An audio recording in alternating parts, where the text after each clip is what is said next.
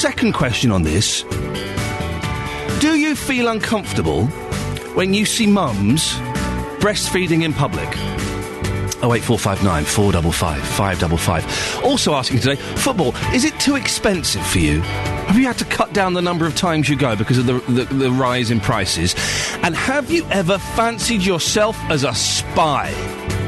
An apprenticeship scheme is being launched at Bletchley Park today. If you want to get in touch, you can tweet us at BBC 3CR or at Iain Lee.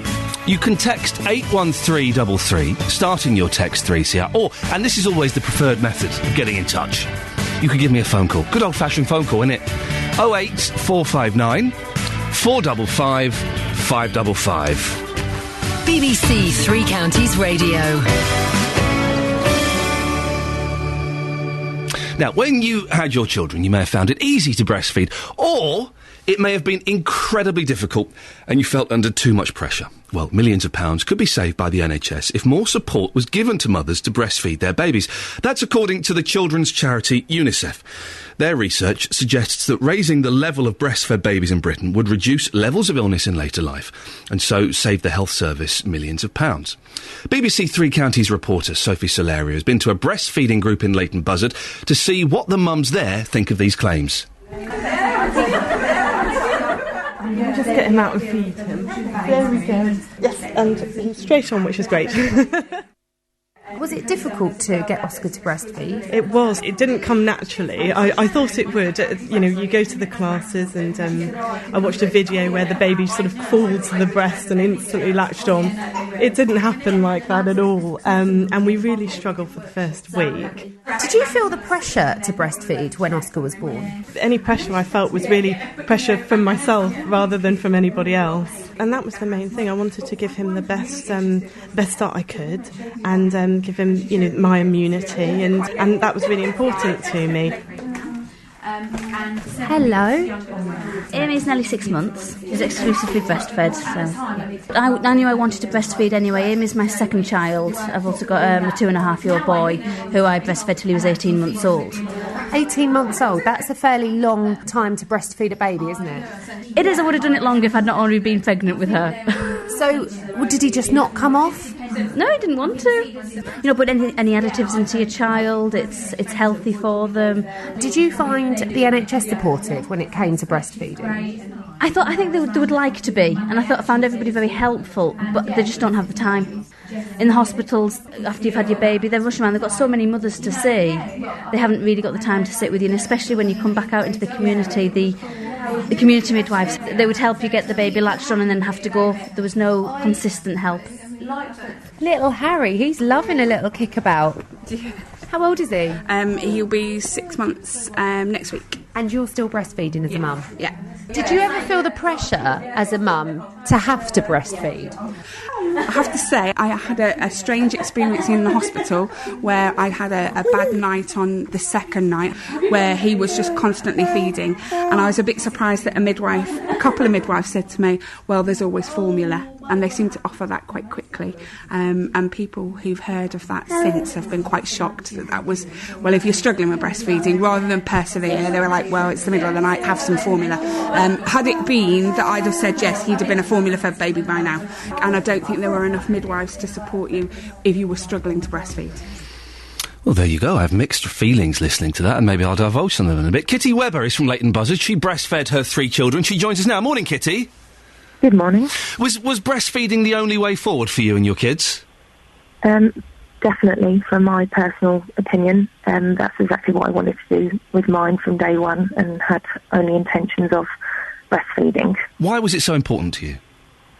I think because not only is it obviously the best start for baby, but it's also for mums as well, the health benefits in the future. You know, for different cancers, it can help fight against those.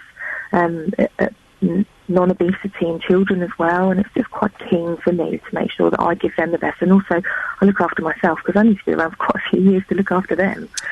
Yes, it turns out they're quite hard work, isn't it? How old are your kids? I've got 5, 3, 2 and 9 months. That's why you're able to talk to us at 6:10 in the morning. You've not slept. Exactly. I think you heard the audio we just played there. One lady practically passed a bottle by the midwife after a bad night's sleep. Have you heard of that happening before? I have, and unfortunately, I also too trained as a peer support worker.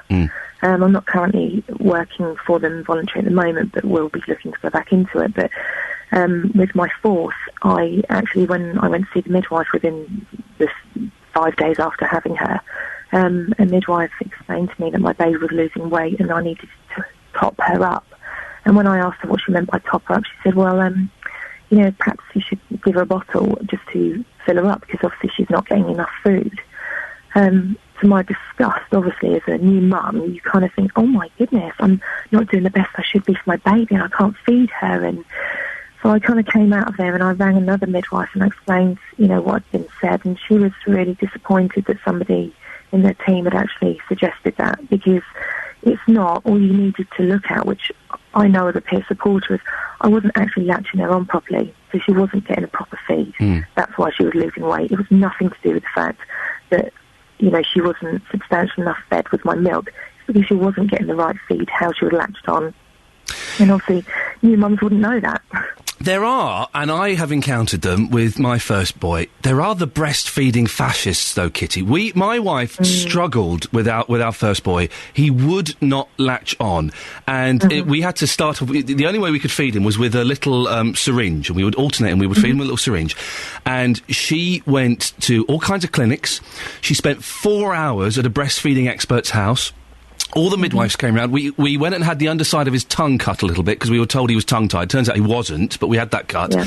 We did everything. And I think it was about 3 months later, a midwife said, well, why don't you put him on the bottle? And no one had suggested that to us before. And we didn't know that you could just put them on the bottle. And that would have saved my wife feeling so rotten, all of the effort we were putting in, and would have been better for the boy.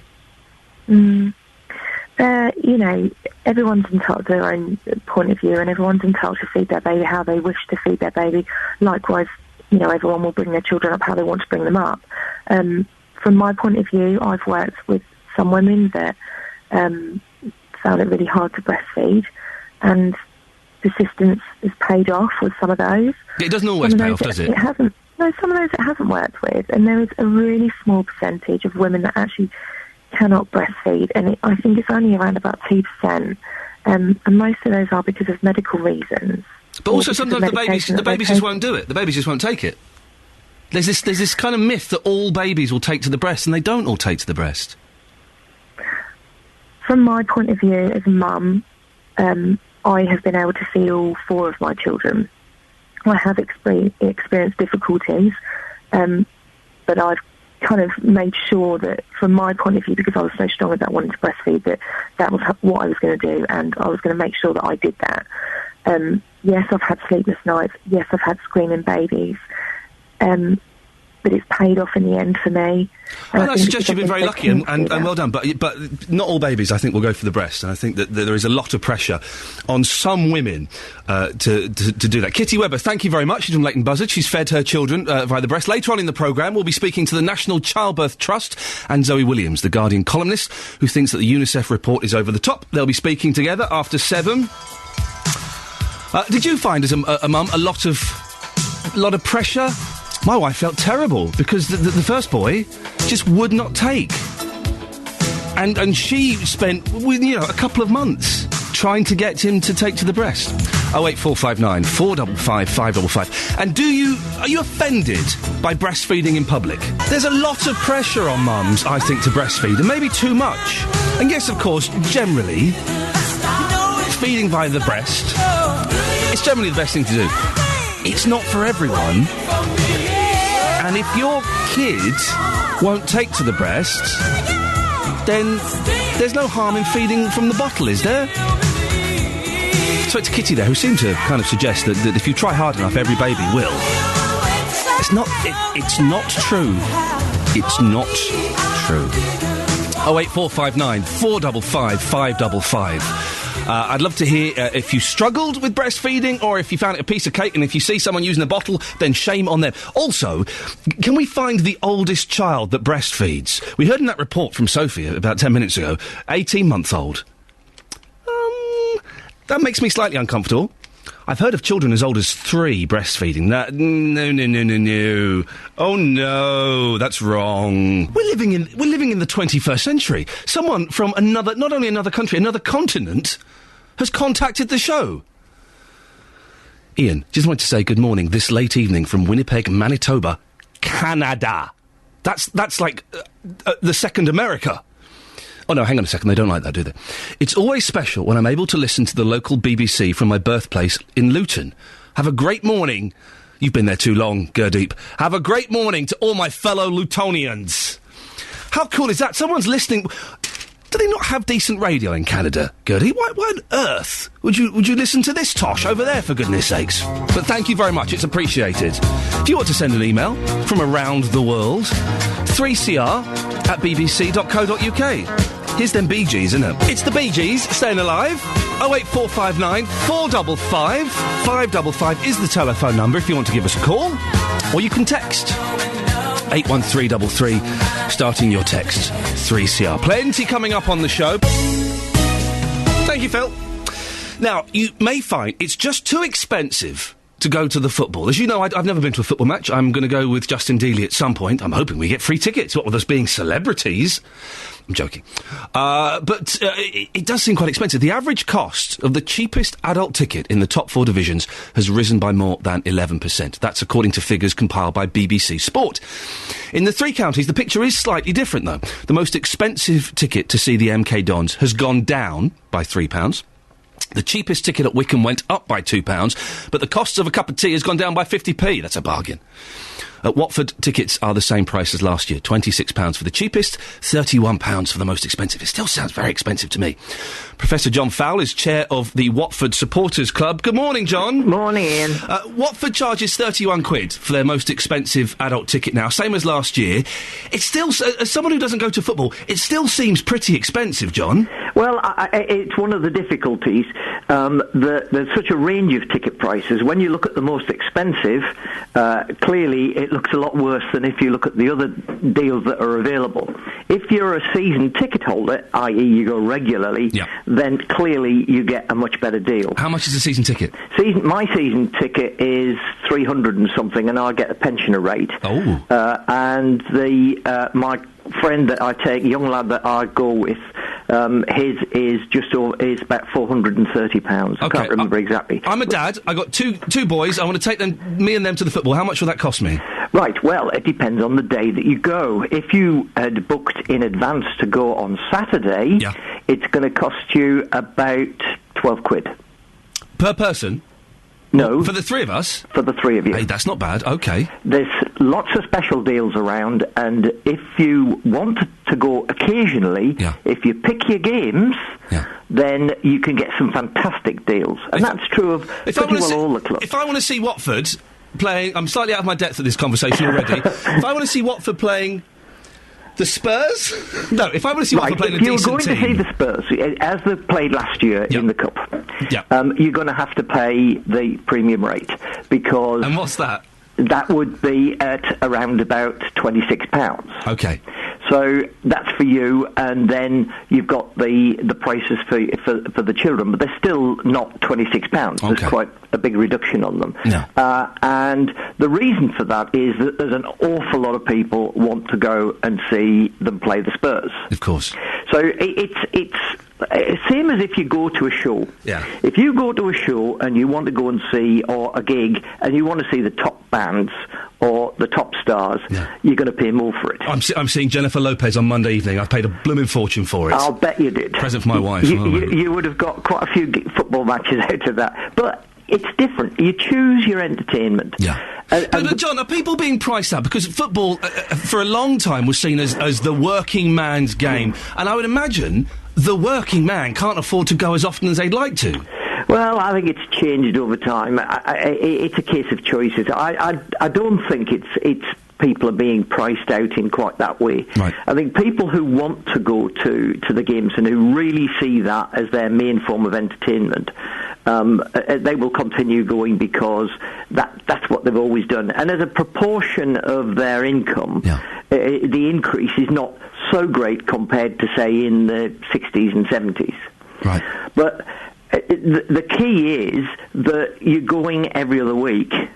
And some people, of course, the really keen people, go home and away. And that's really going to cost because you've got travel as well. But if you're going every other week, clearly that is a much bigger commitment because you don't go to the theatre every week. John, the biggest scandal. I took my mum to the theatre last week. That was that was a lot of money.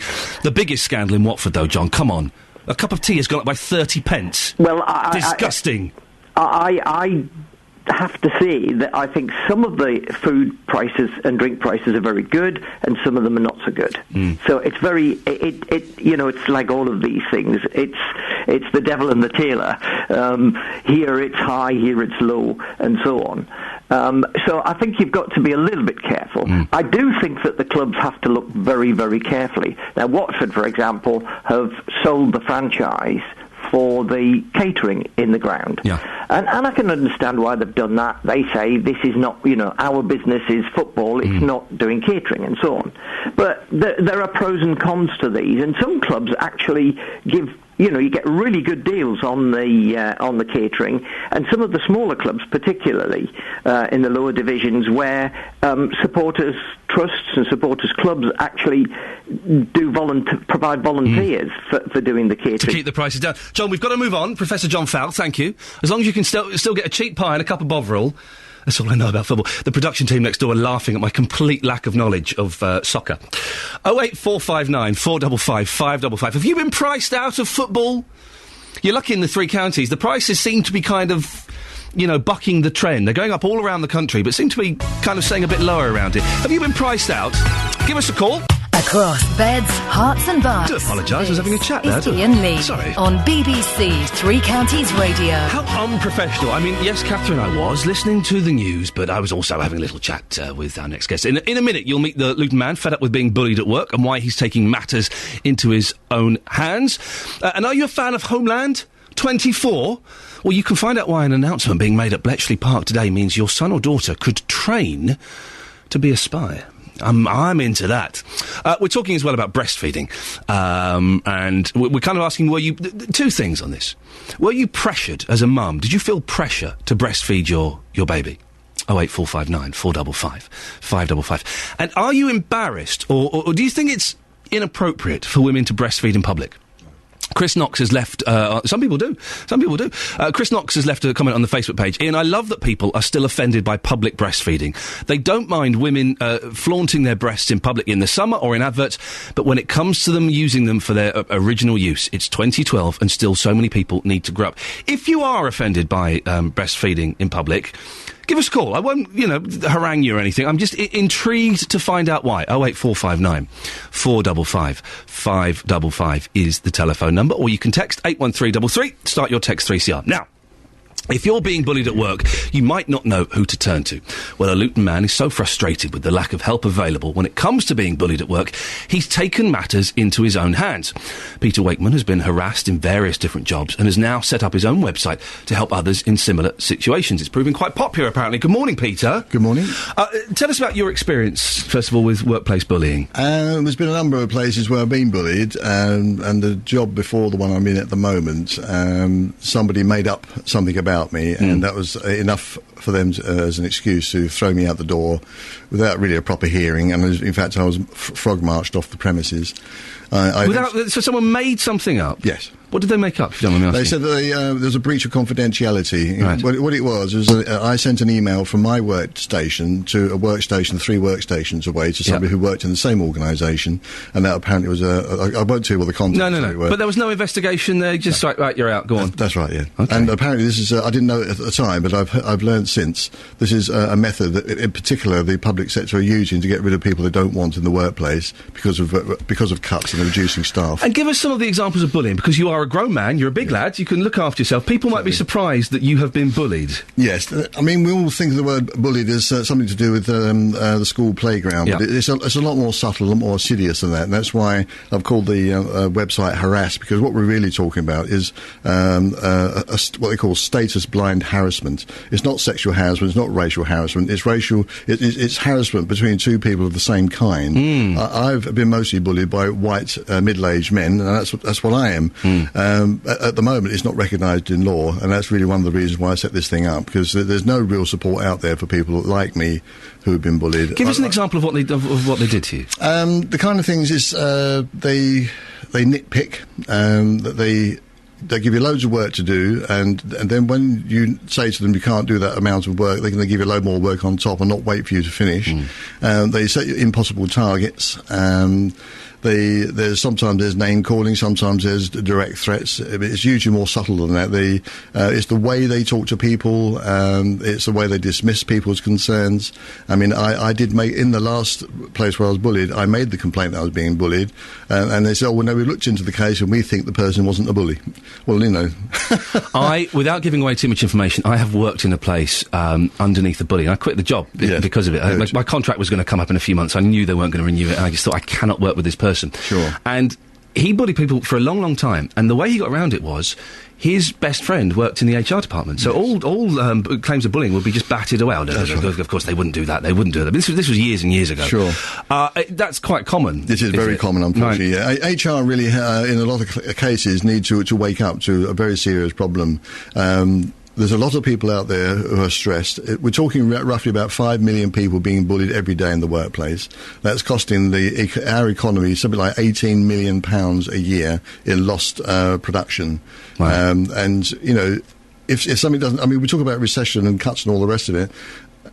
It's in a way, it's inefficiency. If you don't have staff working to an optimum level, you're wasting money. If they're having time off because they're sick, you're wasting more money. So if people wonder where all their money's going in the economy, they've got a pretty good idea. Can I ask you a personal question, Peter? Yes. You were bullied in 6 different jobs. Yes, at least. Are you sure it's not something to do with you? You sure this wasn't your fault? No, because I've been working in temp jobs, right. And a lot of the jobs there's total absence of bullying. Right. In fact, in one job it was full of elderly women, and they kept buying me, making me lots of cakes and biscuits.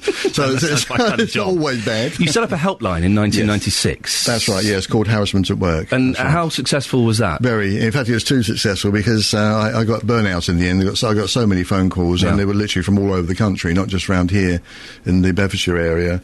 And some of the calls were horrendous. There was one gentleman who rang up, and he said an hour before he rang me, he tried to commit suicide. So we are talking about something that's very, very serious.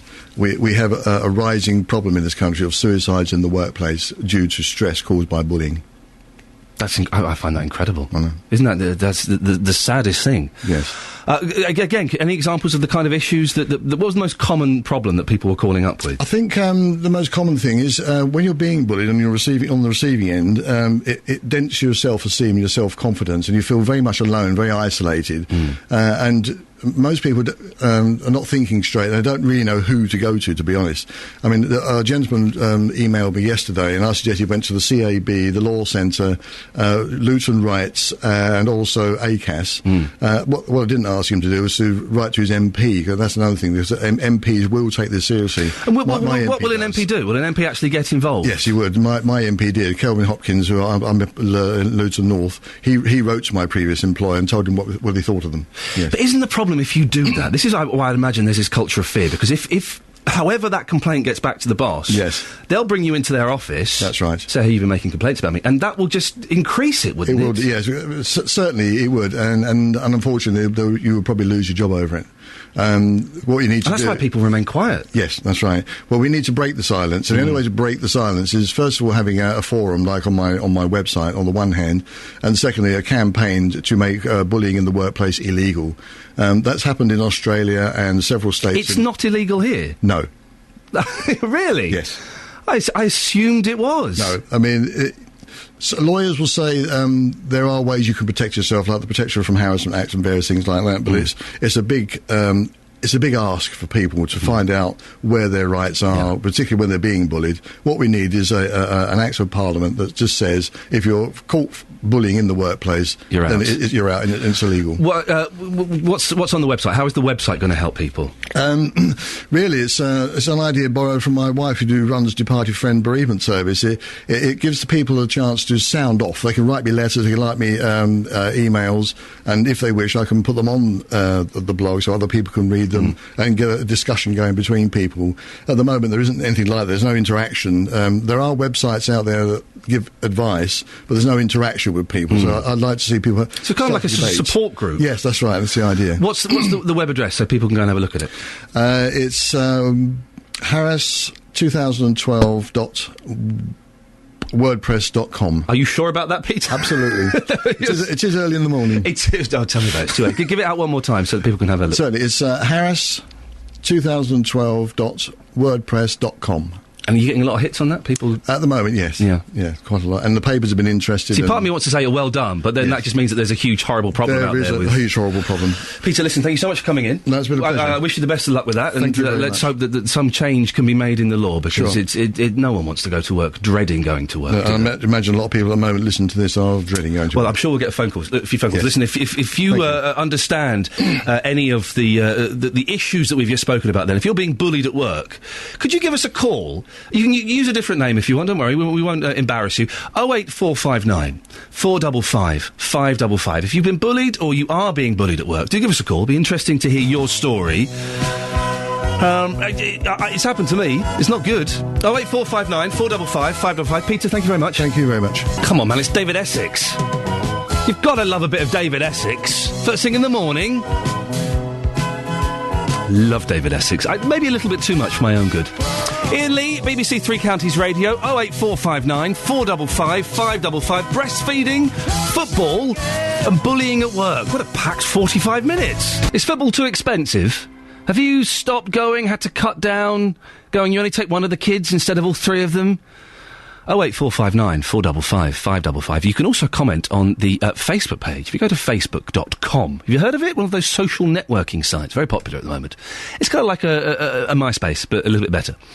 And if you find the BBC Three Counties page, you can comment on there. Gary Henderson has commented, football wouldn't be so expensive if they stopped paying overrated players. They are paid way too much. They don't love the game anymore. It's just about the money.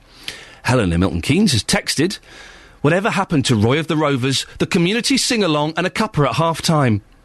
Iain, I know as much about the game as you, but have male friends that follow their teams and have season tickets and think it's well worth the money. Is football too expensive? I know the theatre is. I took my mum at the weekend.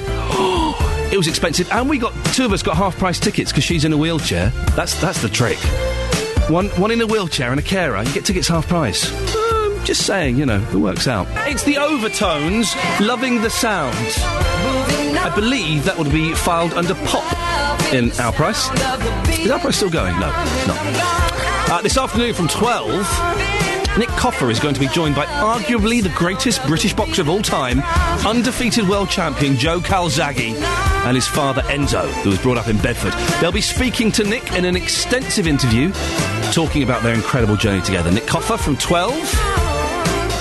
always worth a listen. If you want to give me a call this morning, 08459 455 555. Are you offended by breastfeeding in public? Some people are. I'd love to speak to you if you are. I won't have a go. Just keen to know why. Do you think it should be done in private?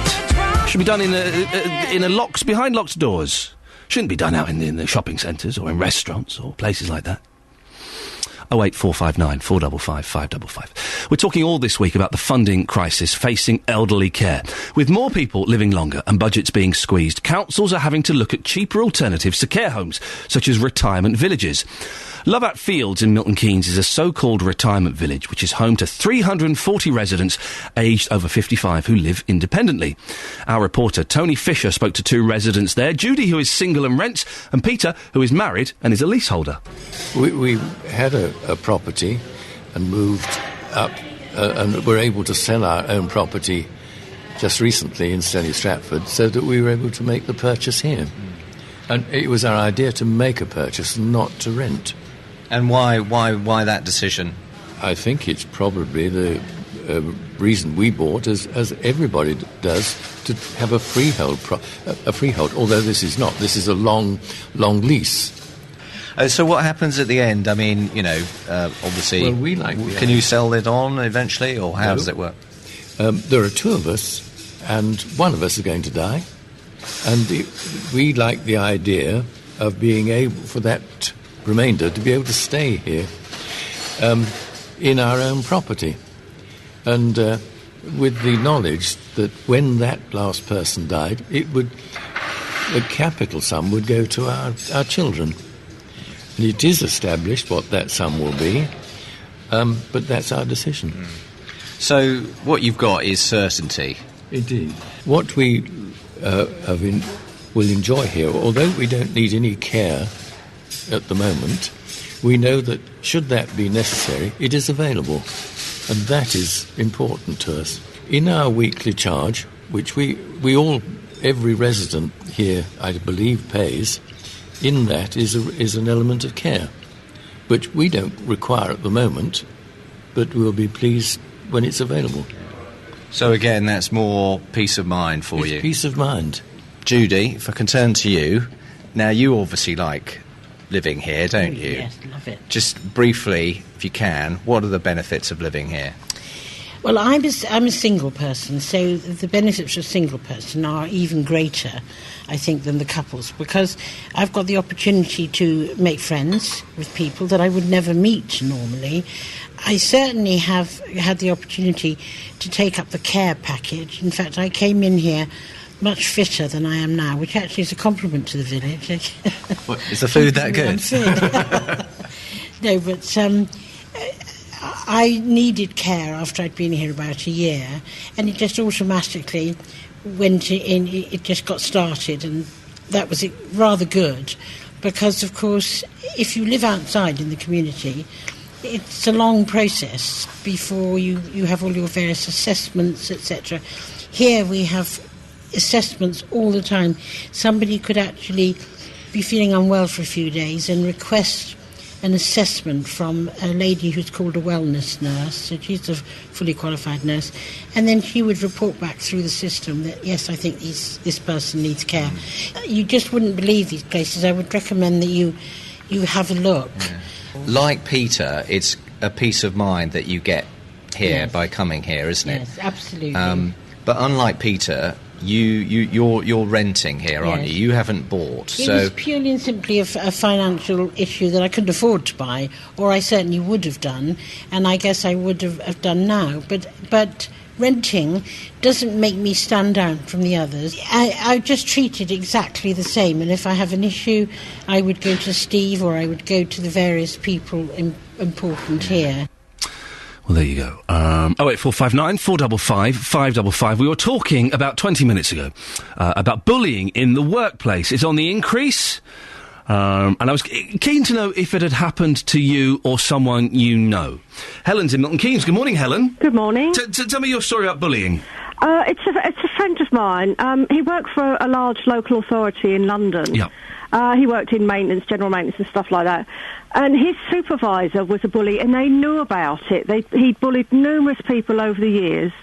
And what he would do, it's ringing true when the chap says they pile you with work, then they come back to see if you've done it. I mean, something like a maintenance job, first you've got to assess it, you've got to look at the job, you've got to see what needs doing, and that takes time. Well, he'd give him something to do, and then he'd hide round the corner, and he said sometimes he could hear him sniggering. Oh, really? Yeah, and other, his colleagues, his co-workers would join in, because, of course, they were frightened of the man. Yeah. And he became so ill, and we just couldn't work out, my girlfriend, we just couldn't work out what was wrong with him, till finally he broke down and told us. He was in and out of hospital with poor health over this time. Finally, they agreed he should be retired sick. They had several investigations internally with the help of the union and that, and they agreed that the man was a bully. He's still in the job, mind you, He was retired sick, but what made it even worse was that he had to be signed off his redundancy package by his supervisor, the very man that had bullied him throughout this time, and he refused to sign it off for 6 months. So he wasn't getting any money for 6 months? So he wasn't getting any money. It does. And it's so. You know, when that chap said about local authorities, it seems to me it's endemic in local authorities. Whether it's just the way that the management system is made up, and it does seem incredible, and you wonder what is lacking from these people's lives that they feel the need to belittle and make other people's lives so miserable. They're such sad people when it comes right down to it. I mean, and what's even worse is that other people go along with it because they're frightened. They're scared, of course. And your friend didn't say anything. How long did your friend keep quiet about this? He kept quiet with it for about 3 years. Oh dear. And he was getting worse, and we just couldn't understand. Because, he's, from Glasgow, he was a, very ebullient chap, very assertive and that. And he just got quieter and quieter. How is he now? Is he all right? He's a lot better. He's got another job, and, he's really happy. Well, there we go. The story has a happy ending. Helen from Milton Keynes, thank you very much. If you've got a story about being bullied at work, 08459 455 555. If it's happening to you now, you can call up, you can use a different name if you'd rather. But I'm keen to hear about this. It seems like it's an ongoing and indeed a growing problem.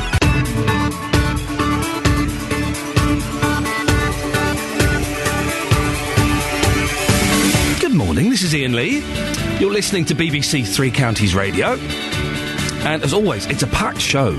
Lots coming up that I'd like to get your opinion on. I'll give out the contact details in a minute, but in the next hour, breastfeeding could save the NHS millions. Did you feel under too much pressure to breastfeed?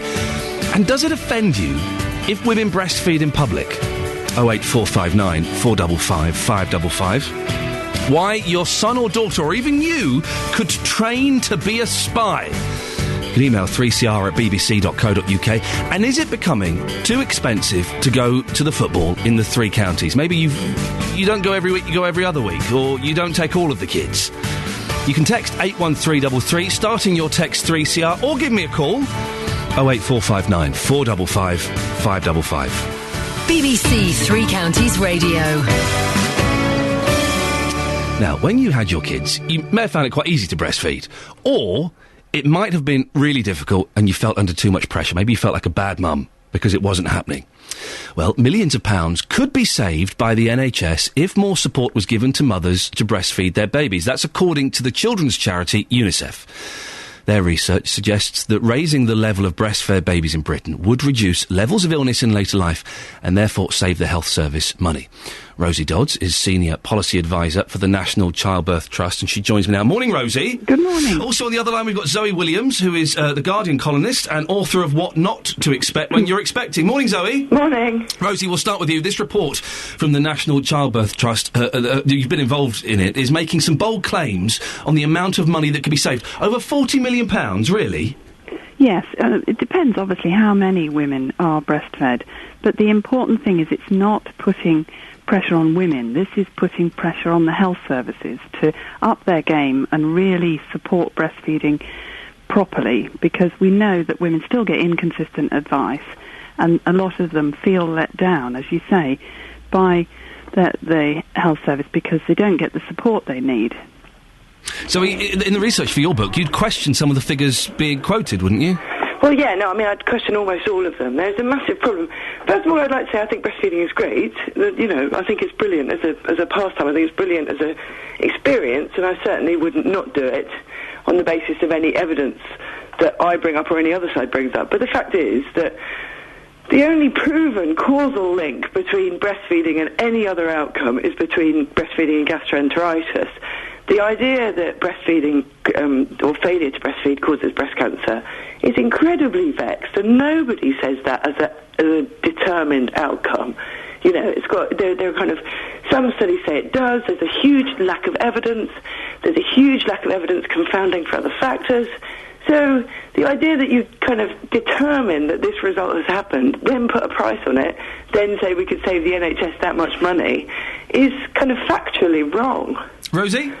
Well, I'm surprised that Zoe can put herself up against several universities and academics who've spent their whole life researching this sort of thing. Well, no, but you don't have to do a kind of ad hominem attack on who's done what. All you have to do is look at the evidence. That's exactly what the researchers have done. Well, I mean, that comes as a huge surprise to me, because all you have to do is the most cursory search for this, and you'll see that the connections are completely... nobody has managed to confound breastfeeding, with the decision to breastfeed, for instance, nobody in the terms of breast cancer has managed to determine whether the things that put people off breastfeeding are features of their breasts, which might then lead them to get cancer in later life. And if you suddenly found a way to actually distinguish between those two features, I'd be incredibly surprised. I'm surprised it didn't make the news.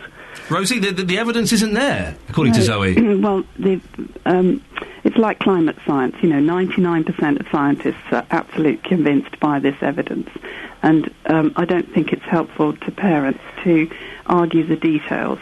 What's important is that the health service isn't providing the support that they could, and society doesn't support breastfeeding. And we know that most women do want to breastfeed. Around 80% of women start, and yet within the first 6 months, more than a third of them have stopped, and 90% of those women would have liked to carry on. Rosie, what kind of support is lacking at the moment?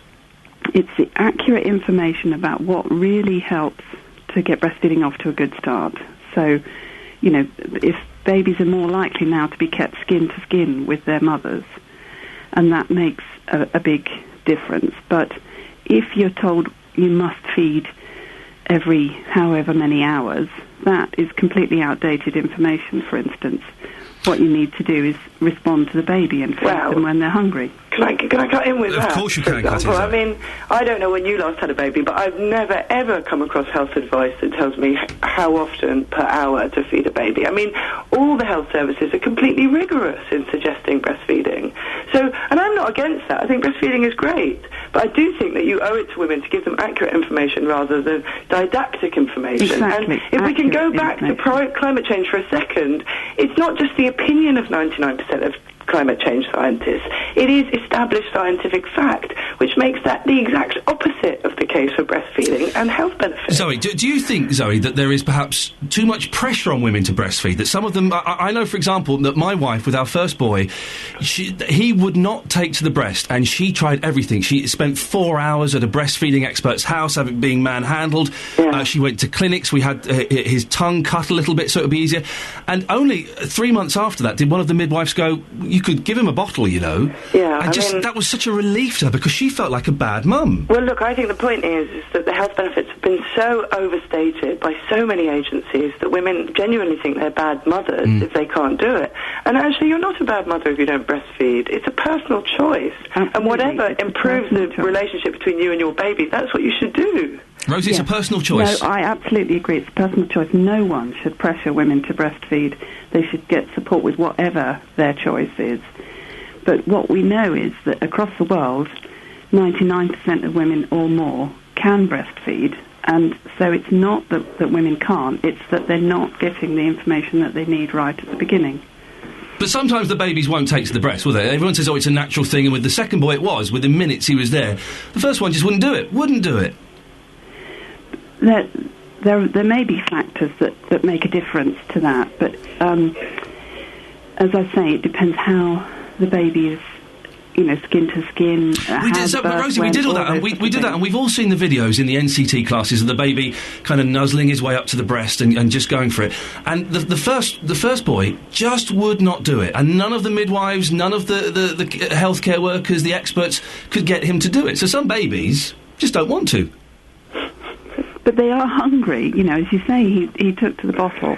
Yeah, but look, I mean, the fact is, and midwives would admit this privately, breastfeeding is not a perfect solution. Not all babies manage it, and in the olden days when bottles didn't exist, a lot of babies died. So, we've got to be realistic. If it's not working out, then it's not working out. Rosie, did you not think that there is maybe too much pressure on mums to breastfeed? I absolutely agree. There shouldn't be any pressure. Yeah. There's enough guilt about parenting around without anyone else adding to it. Well, then if we can return to the study, telling mothers that they're costing the NHS X number of millions of pounds by not doing it, don't you think that pressurises them? It's not about telling mothers what to do at all. It's about encouraging and informing the health service and other government services that they should provide support, because that isn't happening across the board.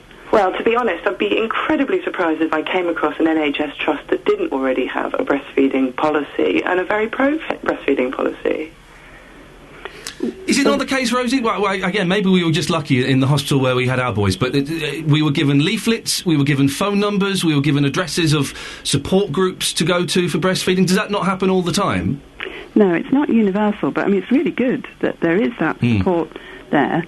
But, you know, the debate that you were talking about earlier, for instance, breastfeeding in public places, you know, should that still be an issue in this country? Because we've got a law that tells women that they're entitled to breastfeed without being discriminated against, and yet they're still not confident about going out. So have you come across the whinges about breastfeeding outside? Well, I mean, nobody's ever looked at me askance, but then I do live in London, so...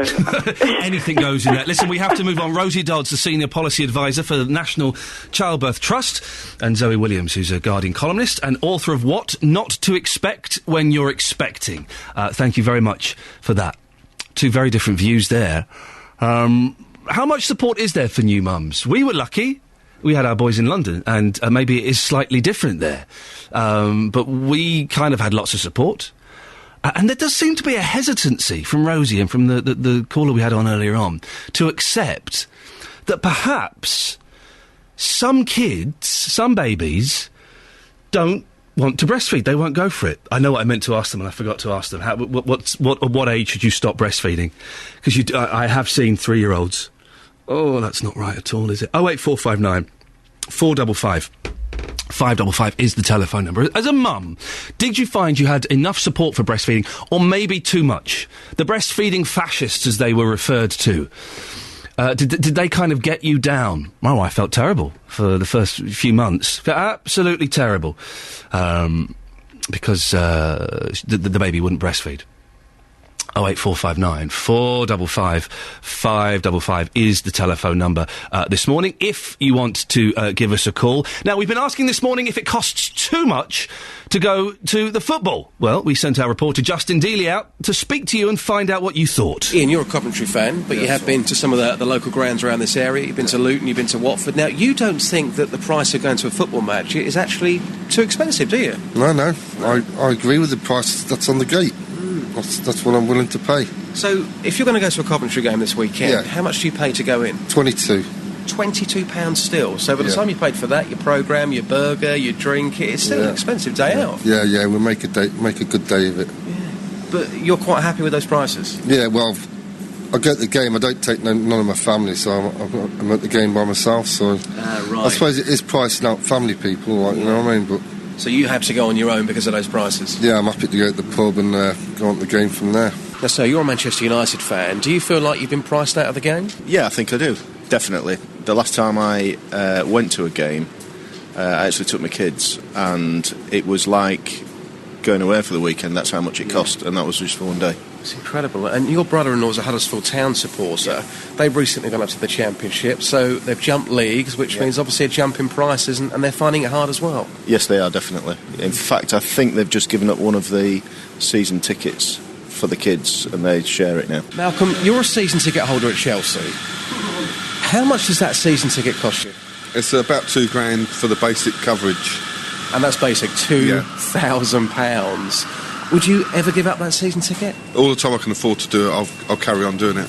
Because some people may say, well, blimey, £2,000 a year, I mean, just how much further can you go? Well, it depends how hard you can work, isn't it? If I wasn't working, maybe I wouldn't do it, but all the time I can afford to do it, I'm in a position I can, I will carry on. So next year, if Chelsea say, OK, we've had another great season, we've won the Champions League again, it's now going to be £2,500, you would keep the season ticket, you just work a bit harder? Yes. I don't think it'll go up because it hasn't gone up in the last couple of years. They've held them, you know. I think they're conscious of the fans and putting the price up to high, and they're delivering because like last year we won the Champions League. So maybe you are getting value for money.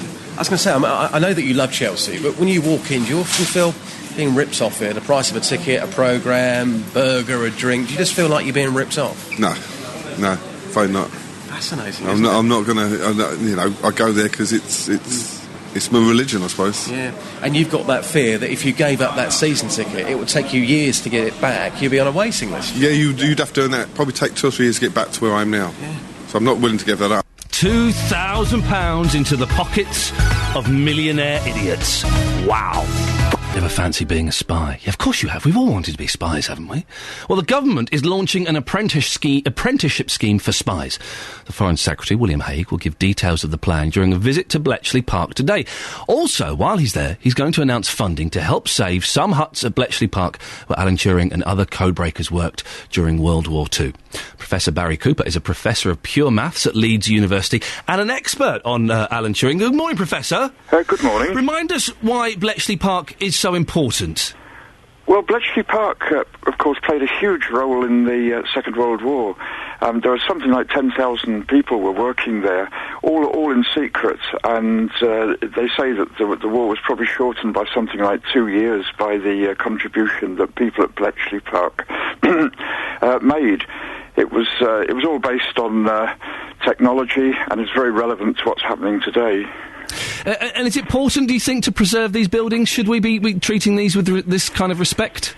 Well, yeah, I think this heritage is kind of it is a remarkable story, and it's very interesting to people today, and it does relate very much to the kind of world that we live in now. In fact, Bletchley Park played a big role in the creation of the cyber world that we now live in. Well, the Foreign Secretary, William Hague, is going to announce today the need for modern-day code breakers and a new cyber apprentice scheme. Is it something that we still need in 2012? Well, I do think so. I think it is a technological world that we live in, and there are many dimensions to the kind of competitive role that we need to fulfil nowadays. There's the technology and the cyber dimension is really important, as the news daily tells us. What would a modern day code breaker have to do you think? Well, I think they need to be able to think. They need to be able to deal with the technology, and they need to. They need to think out of the box in a sense. Right. They need to be ready to deal with unexpected circumstances. Professor, you've just described me. You've described me. I could do this. Great. Would I need any special training? I mean, I can do Facebook and set a video.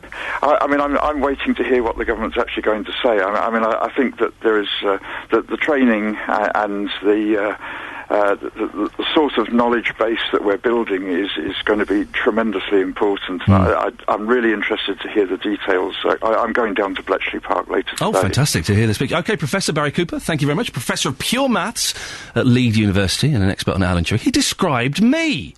Yes, I can set a video recorder, and I'm wise enough to set it a couple of minutes before the programme starts, just in case the clock isn't accurate. Yeah, I can do that.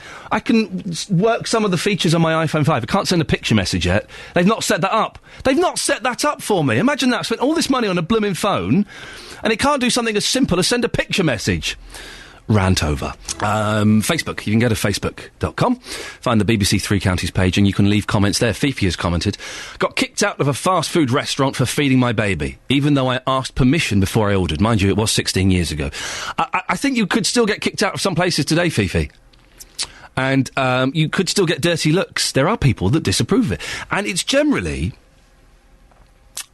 older women. It's not the men. The men kind of don't have a problem with it, I think. I could be wrong.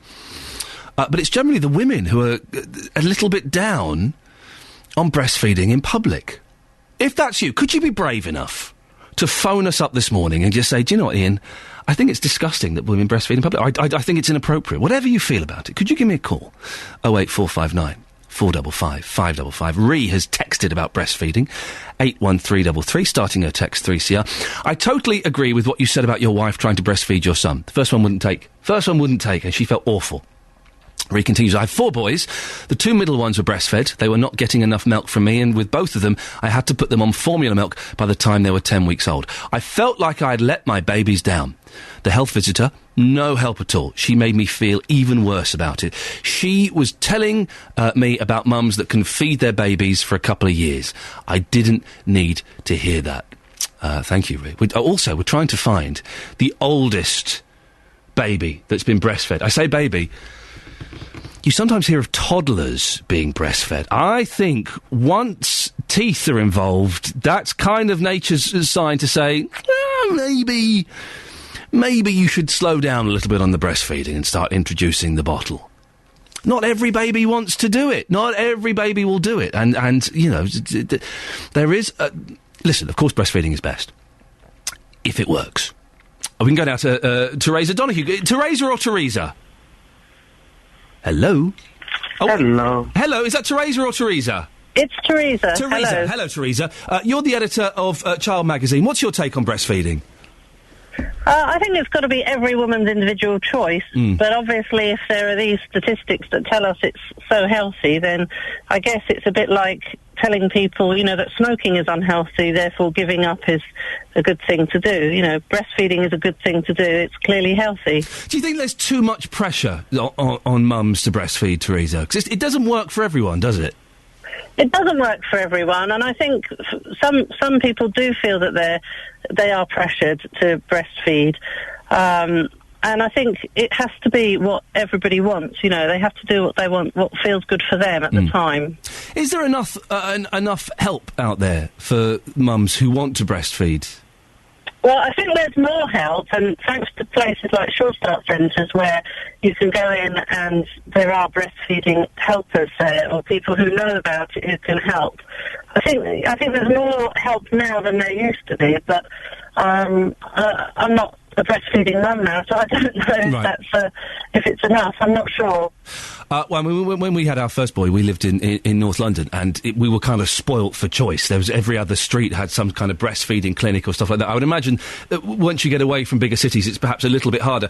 Teresa, what age, and again, I know there's not a specific number, but what age do you think it's kind of appropriate to stop breastfeeding? 'Cause you do hear stories, don't you, of like 3 or 4-year-olds still breastfeeding? You do hear stories like that, but I think it's few and far between. I think most people stop breastfeeding, you know, around the year mark, and, you know, it's not for me to say what's right and what's wrong, but I think to focus on older children breastfeeding, it kind of makes people perhaps look at those people and say it's not right, but it's everybody's choice. And if you were living in a different culture, maybe, you know, in a different country, you might be breastfeeding your child until they're, you know, very, very much bigger. So, I don't know. It's a personal choice, isn't it? But 4 years old in this country, that's not right, is it? It's not, is it, though, Teresa? You, come on. You would see a 4-year-old breastfeeding and think, that's a bit weird. I've never seen a 4-year-old breastfeeding, so I'm not sure. I don't know.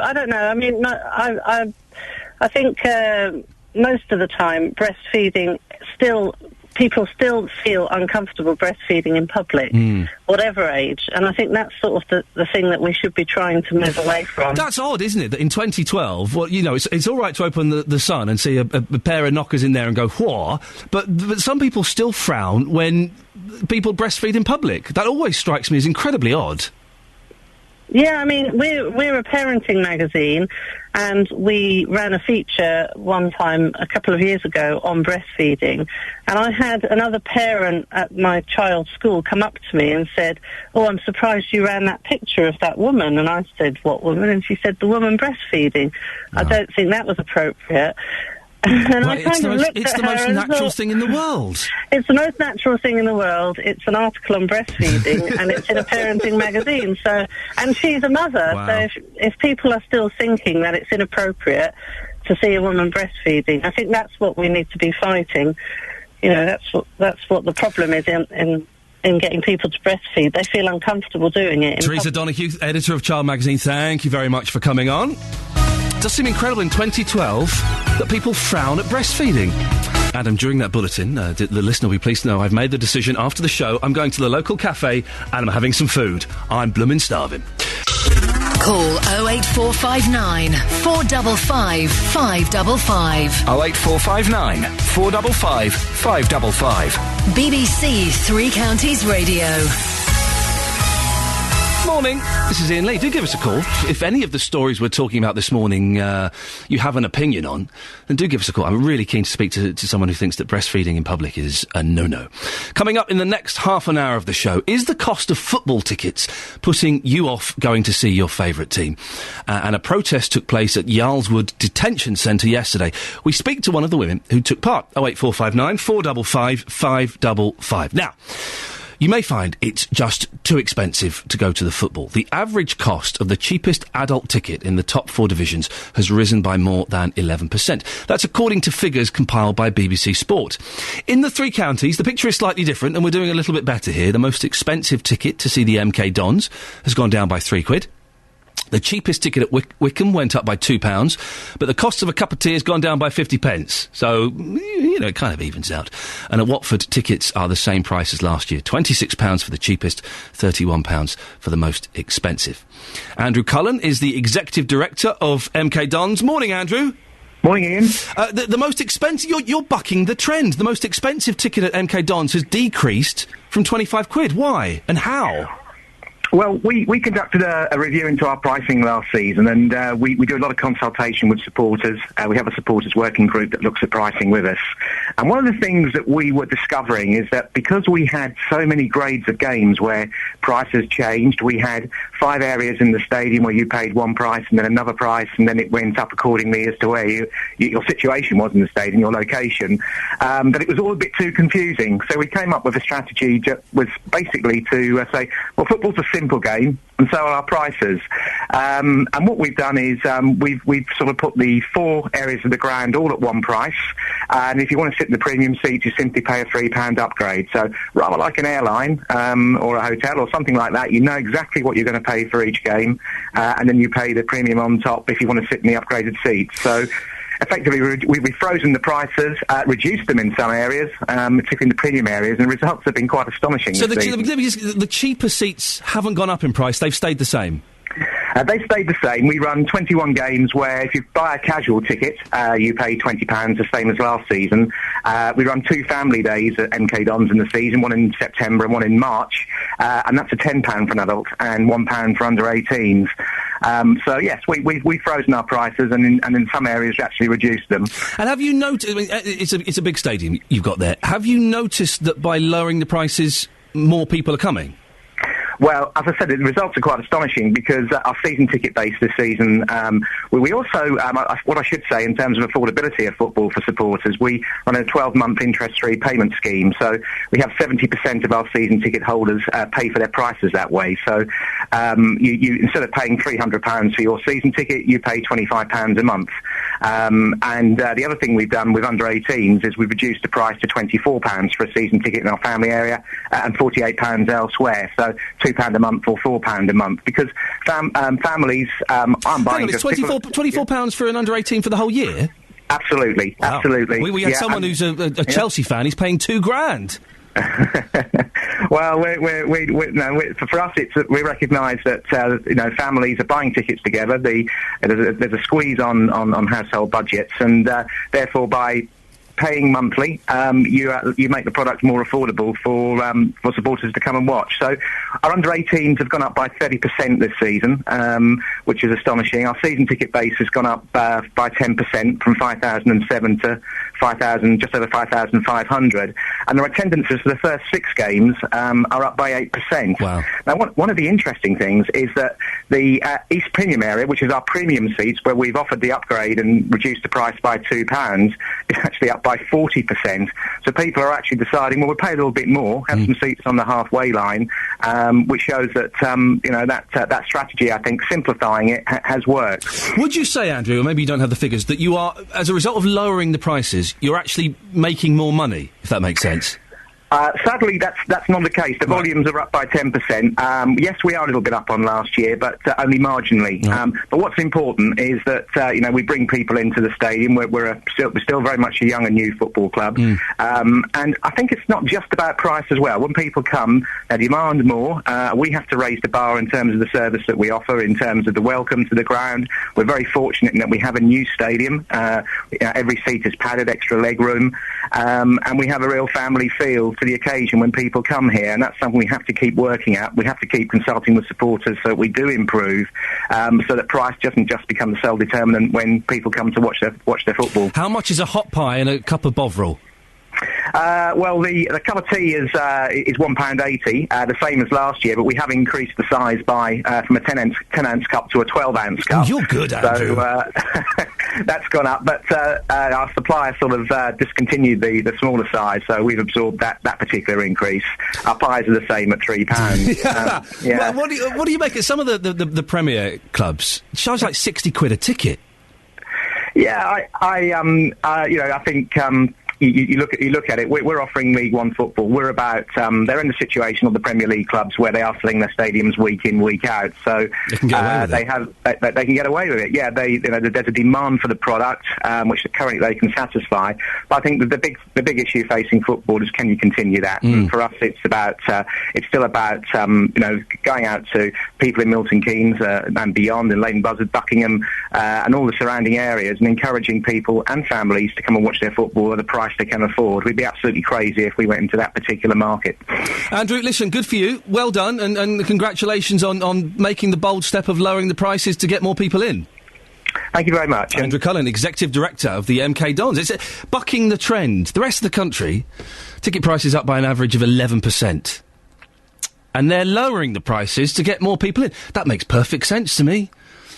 Football, it hasn't been for a long time, is it? But football used to be the working man's game. It's not now, is it? If you want to go and see Man U or Liverpool or Chelsea, you need to spend a fortune, don't you? £60 a ticket.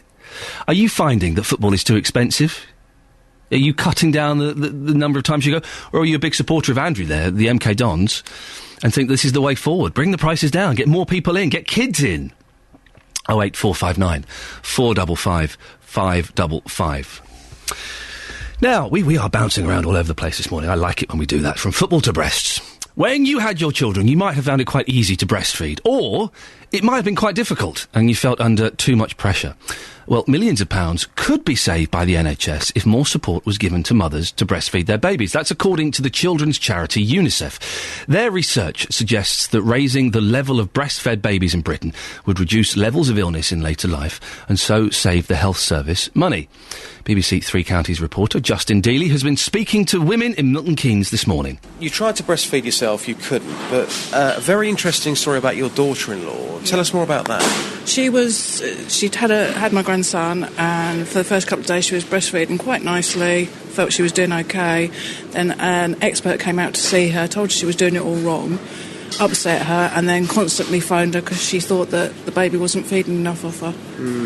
So it put way too much pressure on her. Absolutely. Almost made her feel like a failure. Yeah, absolutely. Yeah. Yep. So you would agree there is too much pressure on women to breastfeed then, clearly? For her there was, yeah. Yeah. And she was told when she was pregnant, the midwives were like, breast is best. Basically told her that if she wasn't breastfeeding, she was poisoning her baby. Really? That was her exact words to me. Yeah. That she was made to feel that if she didn't breastfeed her baby by giving the formula, she was actually poisoning her baby. But it's a woman's choice. That is disgusting to hear that, isn't it? And it upset her, and we had a couple of days where she was in tears, really upset about it. Yeah, I can totally understand. Just lastly, some people get offended by breastfeeding in public. Do you? No, absolutely not. That's completely natural. Yeah. If you're able to breastfeed, brilliant. But if you can't, you can't. You shouldn't be pressuring into doing it. I do love sensitive Justin. He's good. Justin, I think, is a great asset to this show, and it's brilliant to have him on. If you're offended by breastfeeding in public, do give us a call. Because we know that some people are. 08459 455 555. Maybe you think that it's inappropriate for a woman to feed a baby out. You see it in shopping centres, in restaurants. Do you think maybe they should do it in a dark corner, or they should go off somewhere and do it privately? Is it a private thing?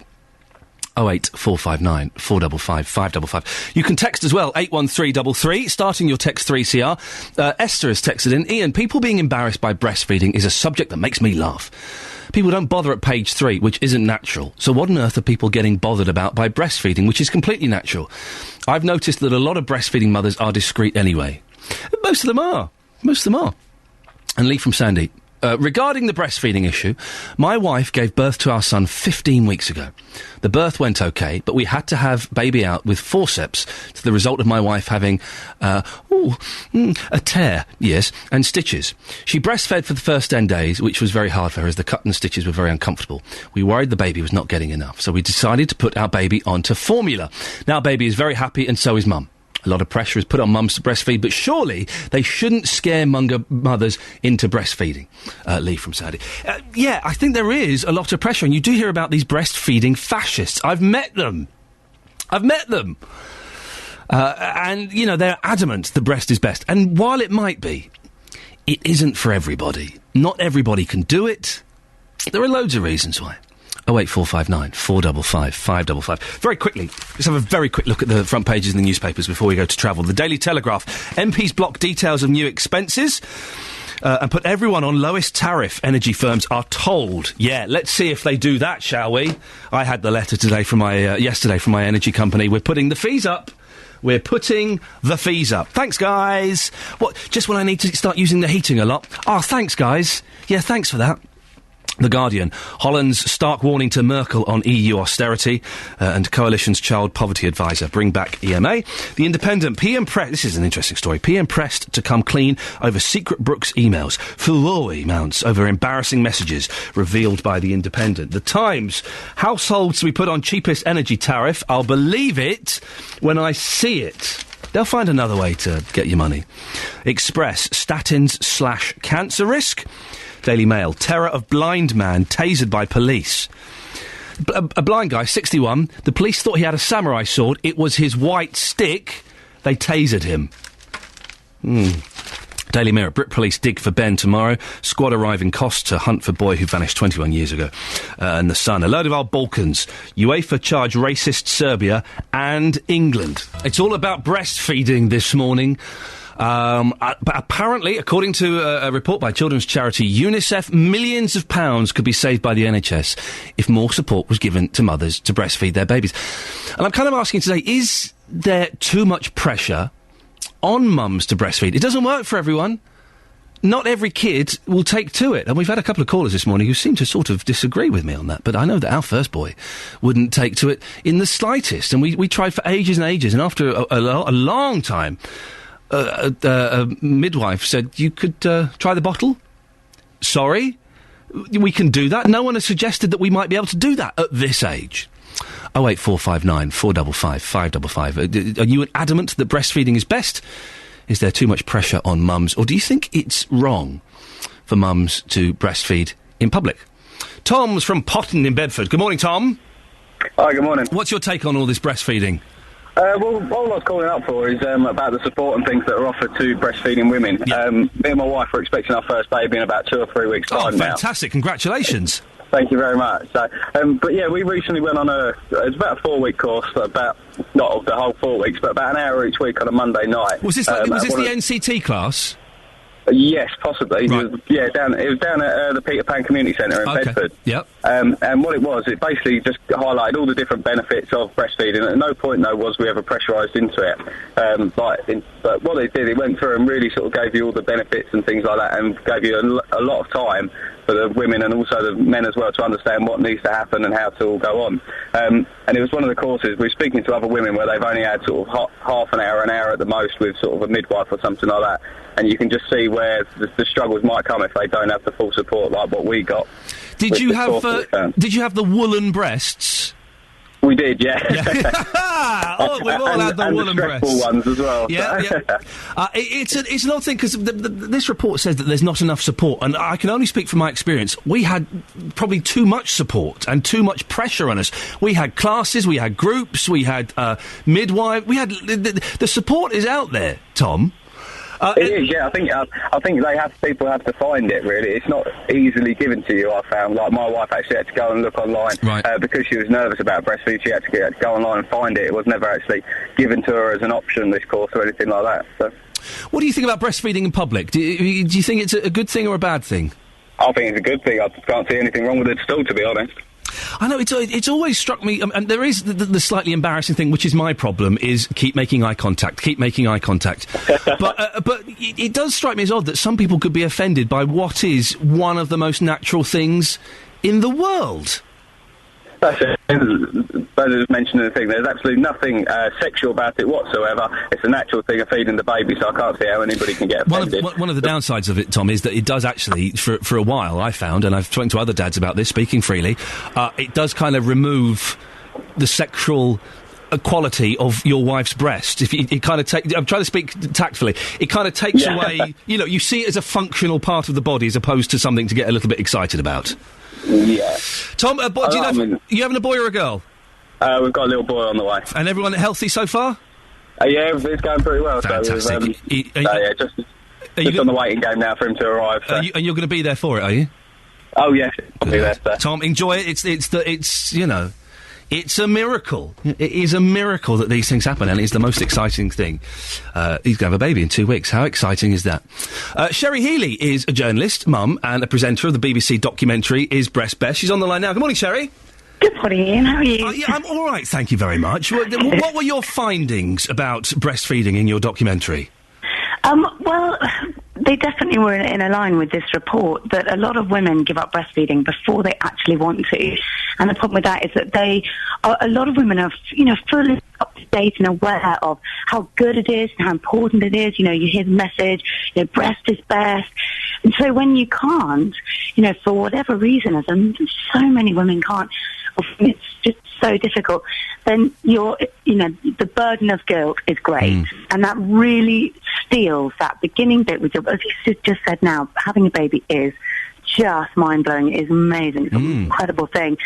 And it's so sad that so many women have that first period of having a baby kind of taken from them because they feel so guilty, so confused. It's interesting you mentioned that some mums can't start or can't continue, because I've said that to a couple of our guests this morning, and they've all kind of sort of taken a sharp intake of breath, as if to say, well, no, but 99% can. I know that my wife, with our first boy, he wouldn't take to the breast, and we went to the clinics, we had his tongue cut a little bit, we did all of these things. She had hours with midwives and breastfeeding experts, and she felt like she was a bad mum. And it was only literally a few months later, a midwife said, well, you could try a bottle. And no one, up until that point, had said that we could use a bottle at that age. So we hadn't. It's like the devil's work. Yeah, the devil, yes, totally. For some women, it's such a distressing time. The baby's crying, you're crying, and actually that can relieve the mother and the baby for a moment. And at that point, you can maybe start to, support one. I know you were talking about support that it is out there. Yes, I agree with you that actually if you go and look and you investigate, and the problem is that a woman at that stage, it's almost like you get taken over by a mist. You've got so many things to do, you're tired, you don't have the presence of mind to kind of Google, you don't also have a lot of time. So that support needs to be there right at the beginning. It also needs to be consistent. I found, and I've spoken to a lot of mothers, not just a handful, a lot of mothers, who said that the support they received in hospital was inconsistent. Midwives giving extremely different advice. Right. Now, I don't know, I'd be really interested to hear from midwives. Is the training that they're getting, is that really substantial? Because I think the money that this report is saying that they're going to save, let's put that into really training our midwives brilliantly. So that support for the mother and the baby is there right at the start. Those first 2 days are the key. That you shouldn't really, if we want our mothers to breastfeed, they should be leaving the hospital feeling happy, knowledgeable about the breastfeeding process, and then there should be one-on-one care sent to them. And I know that sounds extreme, but when I desperately wanted to breastfeed. I had such trouble breastfeeding; it was horrendous. And we looked at breastfeeding counsellors. They're £200 an hour. We couldn't afford that, so I just boshed on and I tried to Google and. But by that time I was, it only takes 3 or 4 days for you to be fairly desperate. So do you think in some ways, mum in that stage? I call them the breastfeeding fascists. Do you think that there is too much pressure on some mums? Oh, no doubt. Absolutely no doubt whatsoever. I think there's a lack of respect for a woman's right to choose, and I think there's a lack of going into the situation and instead of waggling a finger saying, no, you must or you mustn't. We should be going into a situation saying, why have you chosen to do something with respect, and do you have all the information? Now, if a woman has all the information about how wonderful it is, how to do it, and she still decides not to respect that, leave that alone, because there may be some deeper reasons that we can't see, and we don't have time, to find out that she has made that decision. Let a woman be the mummy, let her make her own decision, give her all the information. Sorry, I was born in 1973. My mum was told not to breastfeed. She was told that bottles were better. Can you believe that? Oh, my goodness. The 70s were terrible. Sherry, lovely to talk to you. Sherry Healy, journalist, mum, presenter of the BBC documentary Is Breast Best? My mum was told bottles were better. The 70s, as we are learning through various newspaper allegations and revelations, were pretty rubbish, weren't they? 08459 455 555. Could we get a midwife to call in? Is there a consistency? We had lots of conflicting information from our midwives. Is there not a central school of thought? 08459 455 555. A protest by detainees at the Yarlswood Detention Centre in Bedfordshire took place yesterday afternoon. The 50 women from the Movement for Justice group are demanding to be released. They claim they were locked up with no access to water, something the UK Border Agency denies. Aderonke is one of those who took part. Good morning, Aderonke. Good morning. What were you hoping to achieve by this protest? Well, we were hoping to achieve the fact that we are not happy with the way that UKBA was treating us, about all of the sexist, the racist and abusive detention system that we are subjected to. In what way abusive, Aderonke? Yeah, one is that they do not let us have fair hearing, they intimidate us, and then they treat us as if we are figures, as if we are no human beings. For instance, I'll give you an example. They will carry some of us to the airport naked without clothes on them. They even subject us to beating up and being handcuffed. Hang on a second. Aderonke, these are incredible allegations that you're making. Let me just make sure I've got this right. You're saying that they would take you to the airport naked? Yes. I will give you... And beat you up? I will give you the example. Yeah. On the 15th of October, a lady was taken to the airport from her room naked, and then they just dropped a blanket on top of her, and she was in fact injected and manhandled by nearly 7 men whilst they were taking video coverage of her. Injected with what? Do you know? Well, I do not know what she was injected with, but it was to overpower her and subdue her so that she does not scream. And this was videoed? Yes, it was videoed by the UKBA contractors. Okay, and have you personally been beaten, Aderonke? I have not been personally beaten, but I have witnessed women being subjected to such treatment. And beaten with what? Weapons or kicked and punched? Like punching them, putting handcuffs on them when they go to the airport. They will beat them physically. And when these women come back, they always tell us their experiences. And it's not just one person, not 2 persons. And have you actually seen these beatings taking place? I have not seen one myself, but we know that it happens. Okay, Aderonke, listen. It's done behind closed doors. Thank you very much for coming on. I'm sure it's something that we will look into. Thank you for that, Aderonke, who's complaining about the UK Border Agency. We have a statement from the UK Border Agency, which, for the issues of fairness, I have to read out. Detention is only ever used as a last resort after all attempts to encourage individuals to leave voluntarily have failed. No one is detained for any longer than necessary. However, there are those who prolong detention because of their attempts to frustrate the removal process. They must take responsibility for that. All detainees are treated with dignity and respect. So 2 very, very conflicting stories there. You heard from Aderonke, who said that people have been stripped, injected, beaten, and the UK Border Agency completely disagreeing with that. I think it's something that we shall certainly look into a little bit more. It's 8 o'clock. What's going on? The show is flying by this morning, and the week it's Thursday. This is Iain Lee, BBC Three Counties Radio. Coming up in the last hour of the show, breastfeeding could save the NHS millions. Do you feel under pressure to breastfeed? On average, it costs 11% more to see your favourite football team. Have you been put off from going? And Justin Dealey is out and about. Justin, are you allowed to tell us where you are? Oh, I think I can. I'm on the way to Bletchley Park. We're talking about this spy story. I would love to be a spy. I know you mentioned earlier on that you wanted to be a spy. Yeah. There's going to be a fight for this position, I can tell you that much. But I'll be talking to Iain Standen live at Bletchley Park this morning.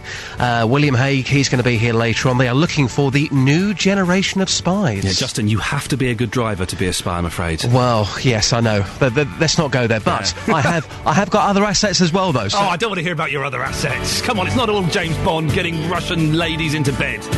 Justin Dealey there. We'll hear more about that a little bit later on. As always, you can get in touch. Text 81333, starting your text 3CR, or give us a call 08459 455 555.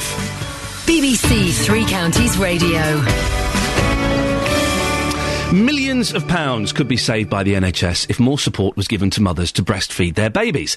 Children's charity UNICEF have found that raising the level of breastfed babies in Britain would reduce levels of illness in later life, therefore saving the health service money. These new mums from Leighton Buzzard agree with UNICEF and believe that the NHS could have been more supportive when it came to breastfeeding their babies. They just don't have the time. In the hospitals, after you've had your baby, they're rushing around. They've got so many mothers to see. They haven't really got the time to sit with you, and especially when you come back out into the community, the community midwives, they would help you get the baby latched on and then have to go. There was no consistent help. I have to say, I had a strange experience in the hospital where I had a bad night on the second night where he was just constantly feeding, and I was a bit surprised that a couple of midwives said to me, well, there's always formula, and they seem to offer that quite quickly, and people who've heard of that since have been quite shocked that was, well, if you're struggling with breastfeeding, rather than persevere, they were like, well, it's the middle of the night, have some formula. Had it been that I'd have said yes, he'd have been a formula-fed baby by now, and I don't think there were enough midwives to support you if you were struggling to breastfeed. Joined now by two guests. Emma White, mummy blogger, who says breastfeeding wasn't for her. Good morning, Emma. Good morning. We've also got Jackie Sim, who is from the UNICEF. She's the baby-friendly coordinator who supports mothers in beds, and she joins us now. Morning, Jackie. Good morning. Jackie, UNICEF are saying that not enough support is given to new mums to get them to breastfeed. Is that right?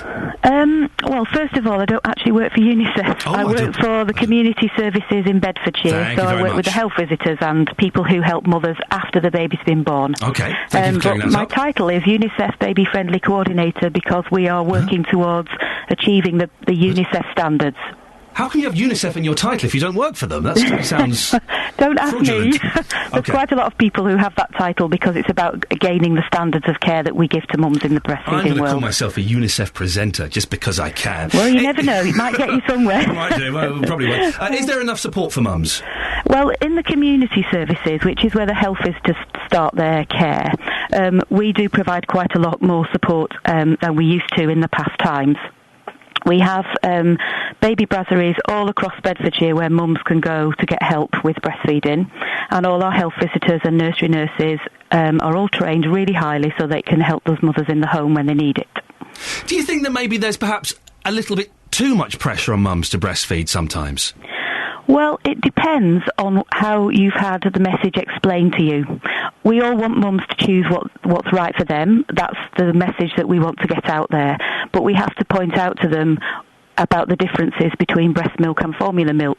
And I think the skill of the person who explains that to you can make the difference for mums making that decision. For some babies, I mean, I've said this all morning, but my first boy wouldn't breastfeed, and we did everything. We went to clinics, we had sessions, we had his tongue cut, we did all of these kind of things, and it just didn't work. Yeah. And my wife... The pressure was on her to breastfeed, and because she couldn't, she felt terrible. Yeah. I think it's like every other situation that you make a choice about, whether it's to vaccinate your child or any of the other things that you have to decide as a parent. When you want to do the best thing for your baby, you're really upset when you can't achieve it. And I think that's the skills around the community are making a difference to helping mothers be able to manage breastfeeding, get over the difficulties, which lots and lots of women have.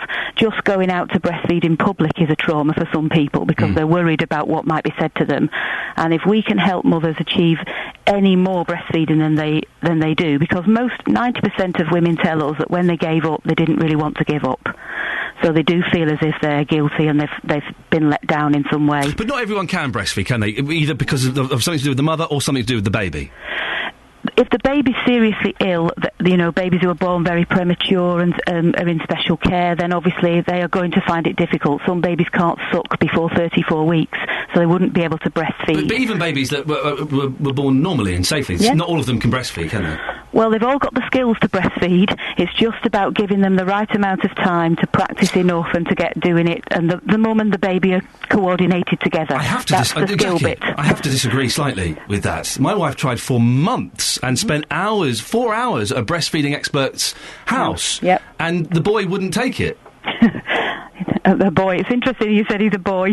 I think we probably have more issues with boys sometimes than girls, and that's just some babies, like you said. But if the alternatives for some mums, and what happens in some cases, like the special care babies or the babies who won't feed, is that the mums express the milk and they feed it in an alternative way to the baby. And that, again, is another decision that they have to think about carefully and whether they want to put all the time into doing that. Jackie, stay there. Emma, you've been busy. 6 kids? I certainly have got six children, yeah. You do know how they're made, don't you? I have no television in my house. Okay, I see, right, okay, fine. None of your kids were breastfed, why? Well, one of them was. But basically, my views on breastfeeding are that forcing mothers to believe that breastfeeding their baby is best is doing nothing more than making the women who can't, who do not want to breastfeed, feel bad about themselves. I was actually 19 when I had my first baby. I believed the baby books and falsely believed that breastfeeding would make me a better mother. I hated it, and I hated doing it. I hated the feeling. I actually felt like I was a cow being milked. It was painful at times, and I actually ended up growing to resent my baby, who continuously just sucked from me.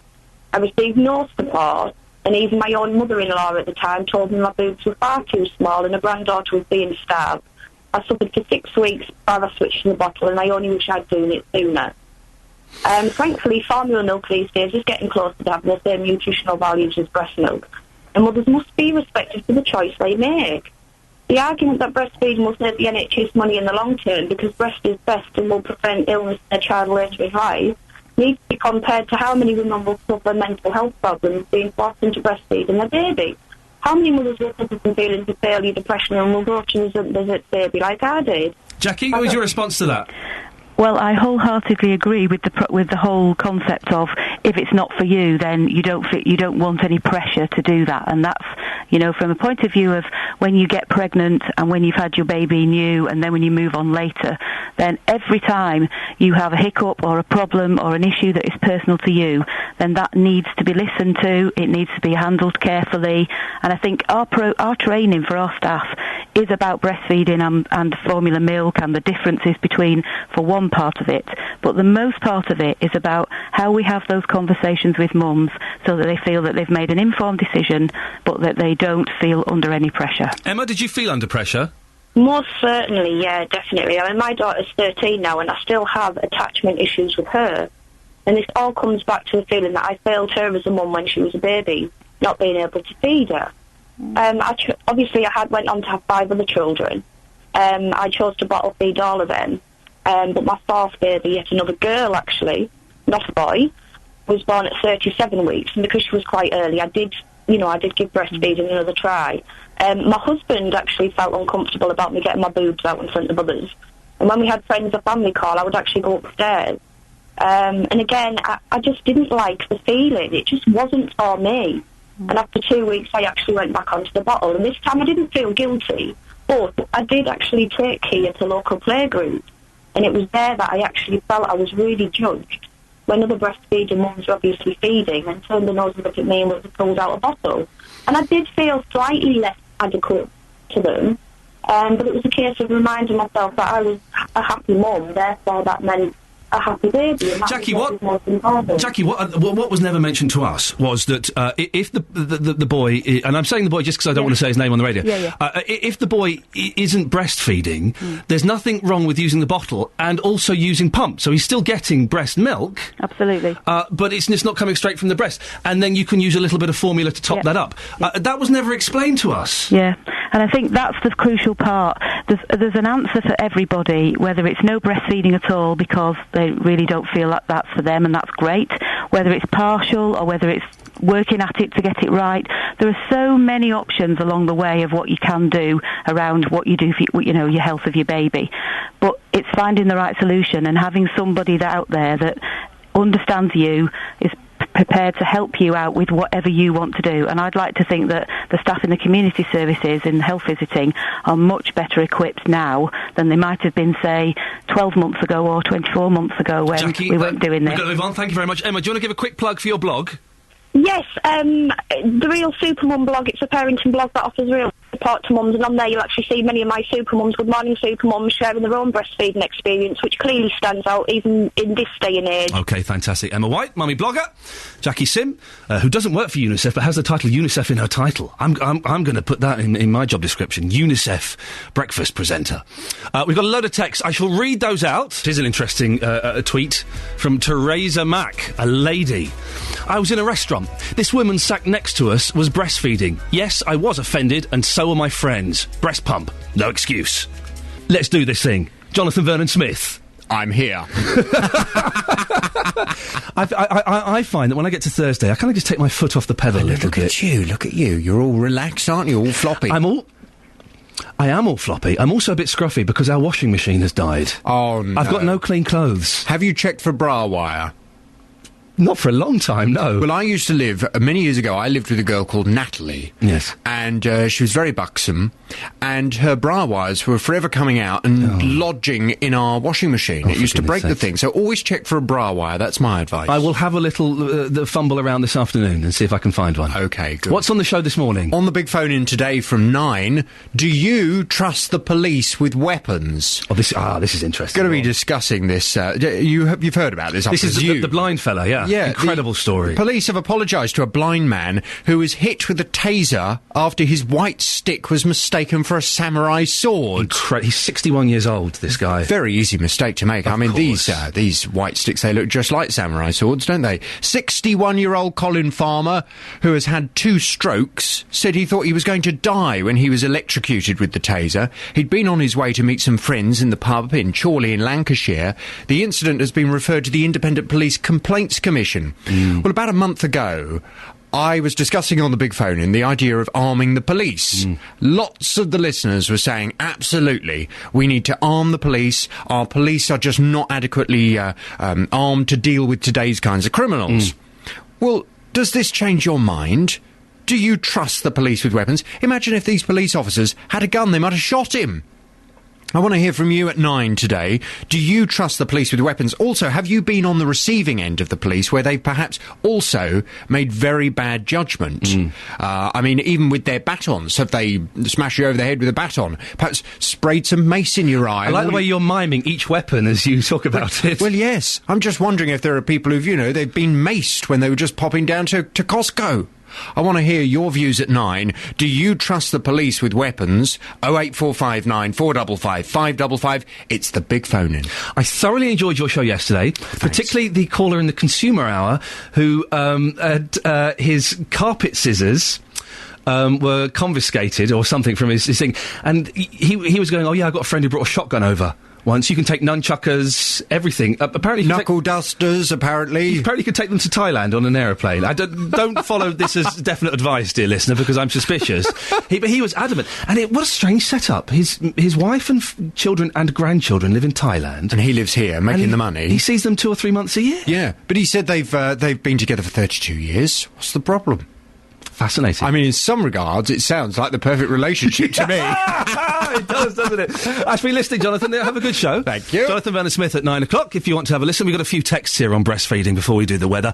Iain, there is too much pressure, says Karen, put on mums to breastfeed. I was lucky. I could breastfeed, and I used to have enough milk to freeze too. Ooh. I've had several friends who'd gone down breastfeeding route, and their babies lost so much weight and were permanently hungry. You do what's right for you and your baby. If a bottle of formula helps them to get through the night longer, then go for it.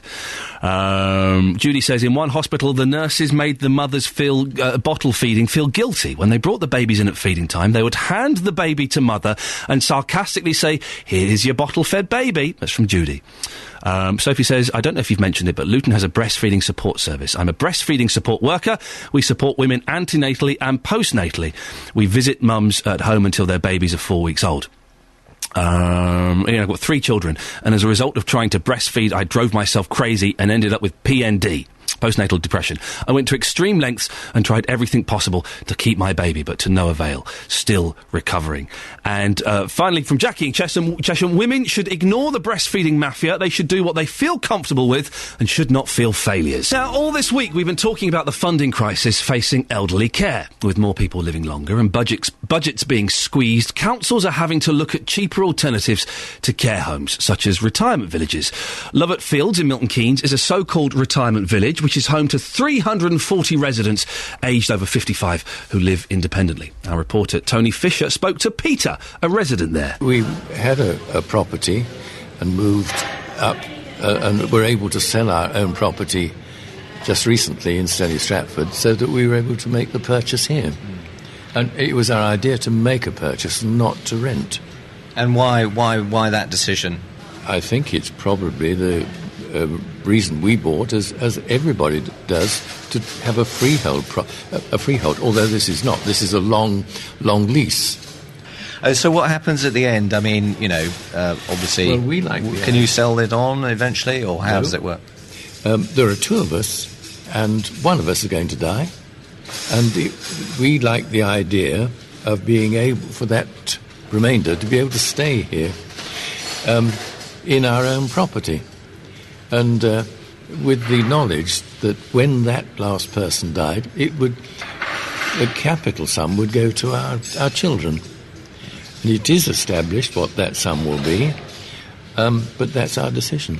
OK, joining me now in the studio is the Partnership Director of the Extra Care Charitable Trust, John Payne. Good morning, John. Good morning. Your company runs retirement villages like this one in Milton Keynes. Just explain how they operate, because you can rent or be a leaseholder, is that right? Yeah, and just to help you, we're a charitable trust, and we actually run 2 schemes, 2 villages in Milton Keynes, and that's Lovett and Shenley Wood. Mm-hmm. And yes, the options are available that you can rent, you can buy on a leasehold basis, as was in your Vox Pops, or you can do a combination of both. You can rent a bit and buy a bit. And I thought your piece actually covered it quite well, in the sense that the number one issue as you get that little bit older is you worry about your future, you worry about your health, you worry, men particularly, from our knowledge, worry about leaving the woman alone because they tend to die younger than women. And so they're trying to make decisions. And I think it's good to see it's about baby boomers, the rise of older people, and the numbers of older people and the frailty of older people going forwards to make a decision about managing their care in the best way they feel they can. So being in control of your future and making decisions is an important thing. What other benefits are there of places like this? Oh, yeah, they're huge in the sense that it provides lots of communal facilities, about £3 million worth of communal facilities. So it offers people a real chance to get out and enjoy life. I think, particularly as you get into your 80s, there's a sense of being trapped behind your front door rather than feeling out and engaged and involved. And we get lots of our residents saying, hey, this is really great. My sons and daughters never know when to ring me because I'm always out doing something. Yep. Whether it's walking, whether it's in a carol event yesterday, whether it's... Hang on, sorry, carols? Yeah, well... In October? Well, we have to practice for later on. But it's a choir when they do all sorts of... They'll do all sorts of things. Whether it's using the internet, lots of active, engaging involvement, which actually can release you a bit in the sense that my old next-door neighbour was somewhat trapped in his home at 80, and particularly if you're a woman, if you want to go to a bar, you can't exactly stroll down to the local pub at 80, and because you're not quite sure who might be there. Yep. That comes from research that we did at our project in Berry Hill. So it gives you an opportunity to get out and make friends and see people. And that bit that was in that piece around wanting to be clear about what your future is, particularly for your wife, makes a kind of releases people to get on with living. Life to years, not years to life. You're right. It's interesting because you do hear from we hear on this show and in other places from older people that a lot of their time is spent worrying about the future for them, for their partners, how they're going to be financially looked after, and I guess this just takes away that big fear. It starts to take away the big fear, I think. It provides the base. Yep. You can move into one of our projects, Love It or Shenley, with minimal savings or minimal pensions. It's not a place for the ultra-rich. So if you then need care to help you on this area, then you may get help from social services to fund that care. If you're a little bit wealthier, you wouldn't then get that help. You're having to pay for it yourself. And so what we've been looking at ourselves is a Care for Life product in which people can pay some capital up front and pay some upon death, effectively, when they move out. So what to are pay the for their costs? care. Let's talk numbers. Come on. Let's talk numbers. Well, it depends what age you are. Yeah. But if you paid about 25,000 up front. And about £1,100 a year, or roll that up and pay that upon your death, which would be about £1,300 a year, we, the Trust, are saying at about 75, we will fund your costs come what may.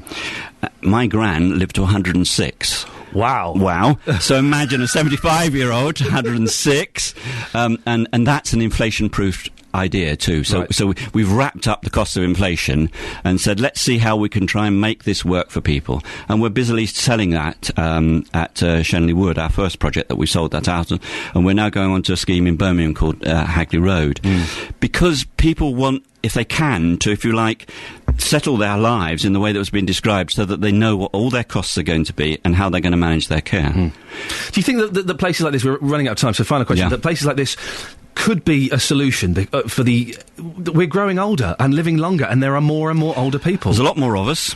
And with age comes greater levels of frailty. It is one important solution. It's not the whole solution. Some people want to stay at home. Most people do actually stay at home.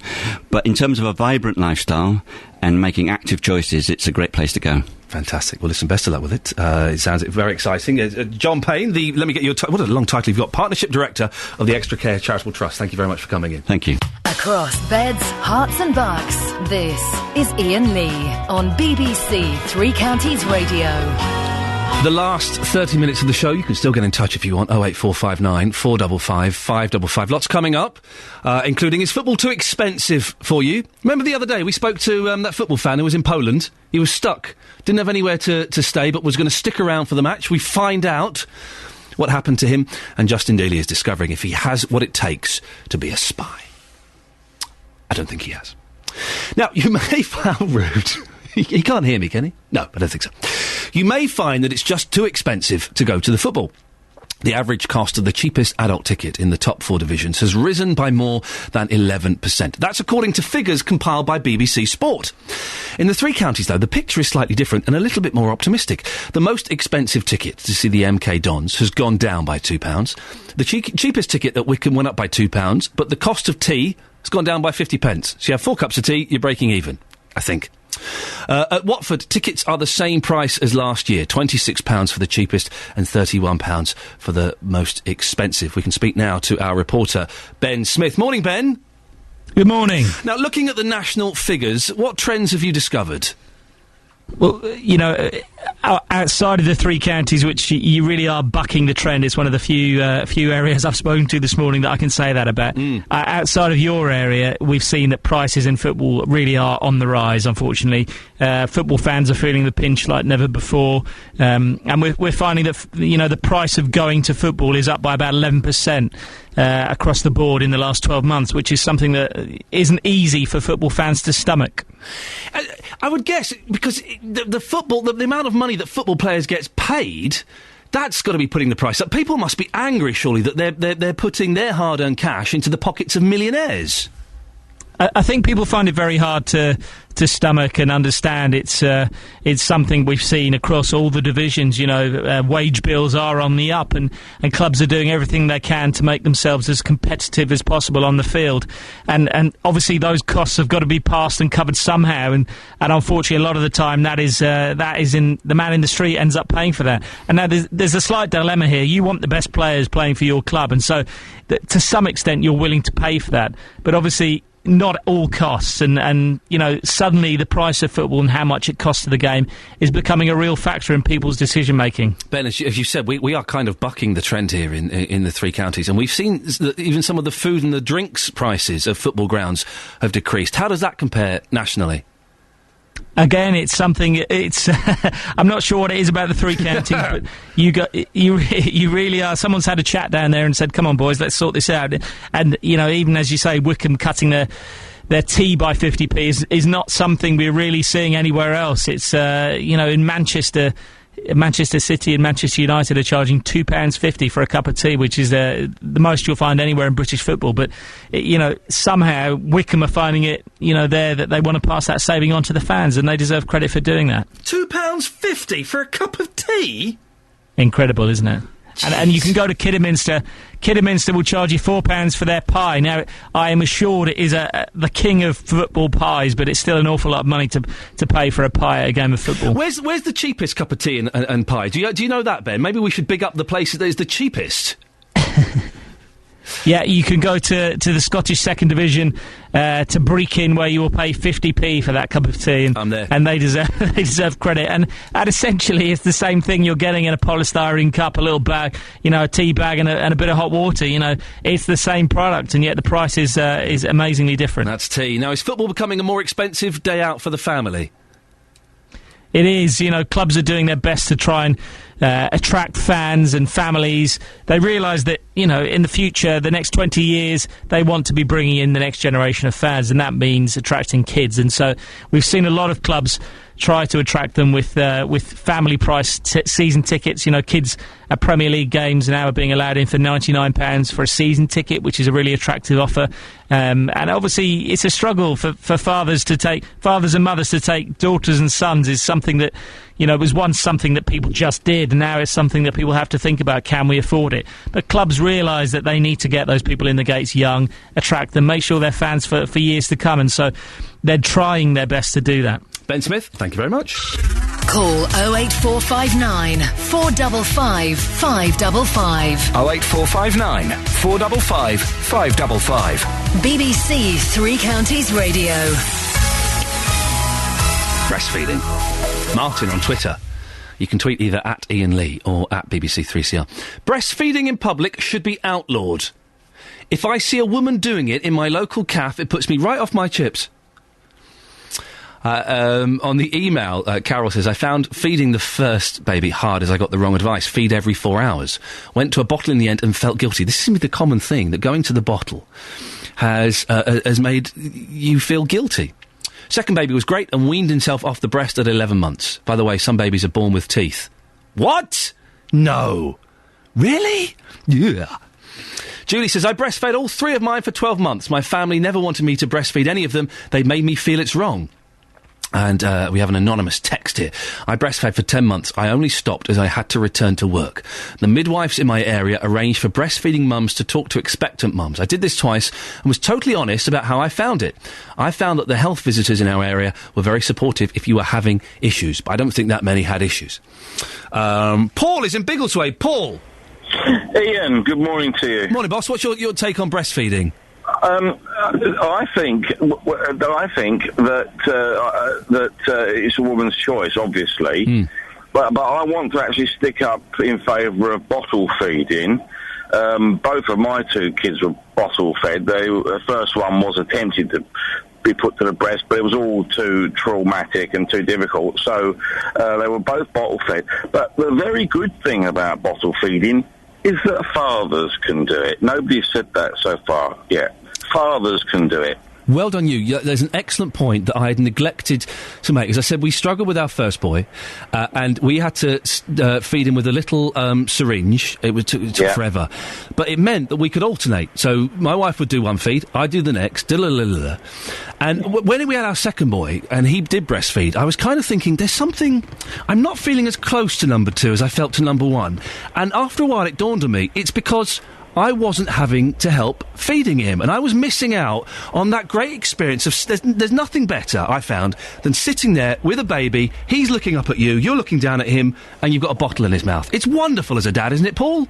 You're absolutely right, Ian, and that's the point that I think everybody's missed out on, and I think that's very, very important, is that fathers do it, and come to that, as I am now, grandfathers as well. Hang on, how old, you sound like a young man. How old are you? Oh, you smooth-talking DJ, you. So listen, I never sound my breath. Oh, hang on, that laugh does sound like the cackle of an older man, so you've 54, mate. Still a young guy. Hey, what a great age to be a granddad, though, 'cause you've still just got just enough puff to run around with the nippers. That does take a bit of keeping up with them, yeah, absolutely, yeah. By the way, just slightly off subject, well done on making breakfast programmes as they should be on Three Counties Radio. Paul, it's an absolute pleasure, and by that if you mean shambolic and full of gaps and pauses, then yes, that's my mission. I'm glad you've noticed. Thank you, Paul. It's true though, but about the breastfeeding, the bottle feeding. It means that dads kind of they have this extra input. They bond. It's wonderful holding a baby, and just you've got that eye contact, and they're staring at you as you hold that bottle, making that noise. It's a fantastic thing. Thank you, Paul, for highlighting that. Eric from St Albans. Good morning, young man. How are you? Oh, listen, you were all flirting with me this morning. I'm in a good mood now. What can I do for you, Eric? Yeah, with regards to this breastfeeding Taliban, as my wife calls them. Yes. Yeah, breastfeeding can be but good if, of course, you can breastfeed. There are lots of women that cannot breastfeed, so therefore they have to use alternatives. Now, did you know that there is an EU and government directive basically stating, for example, if you go to certain supermarkets which gives loyalty points, they cannot give those loyalty points on that product.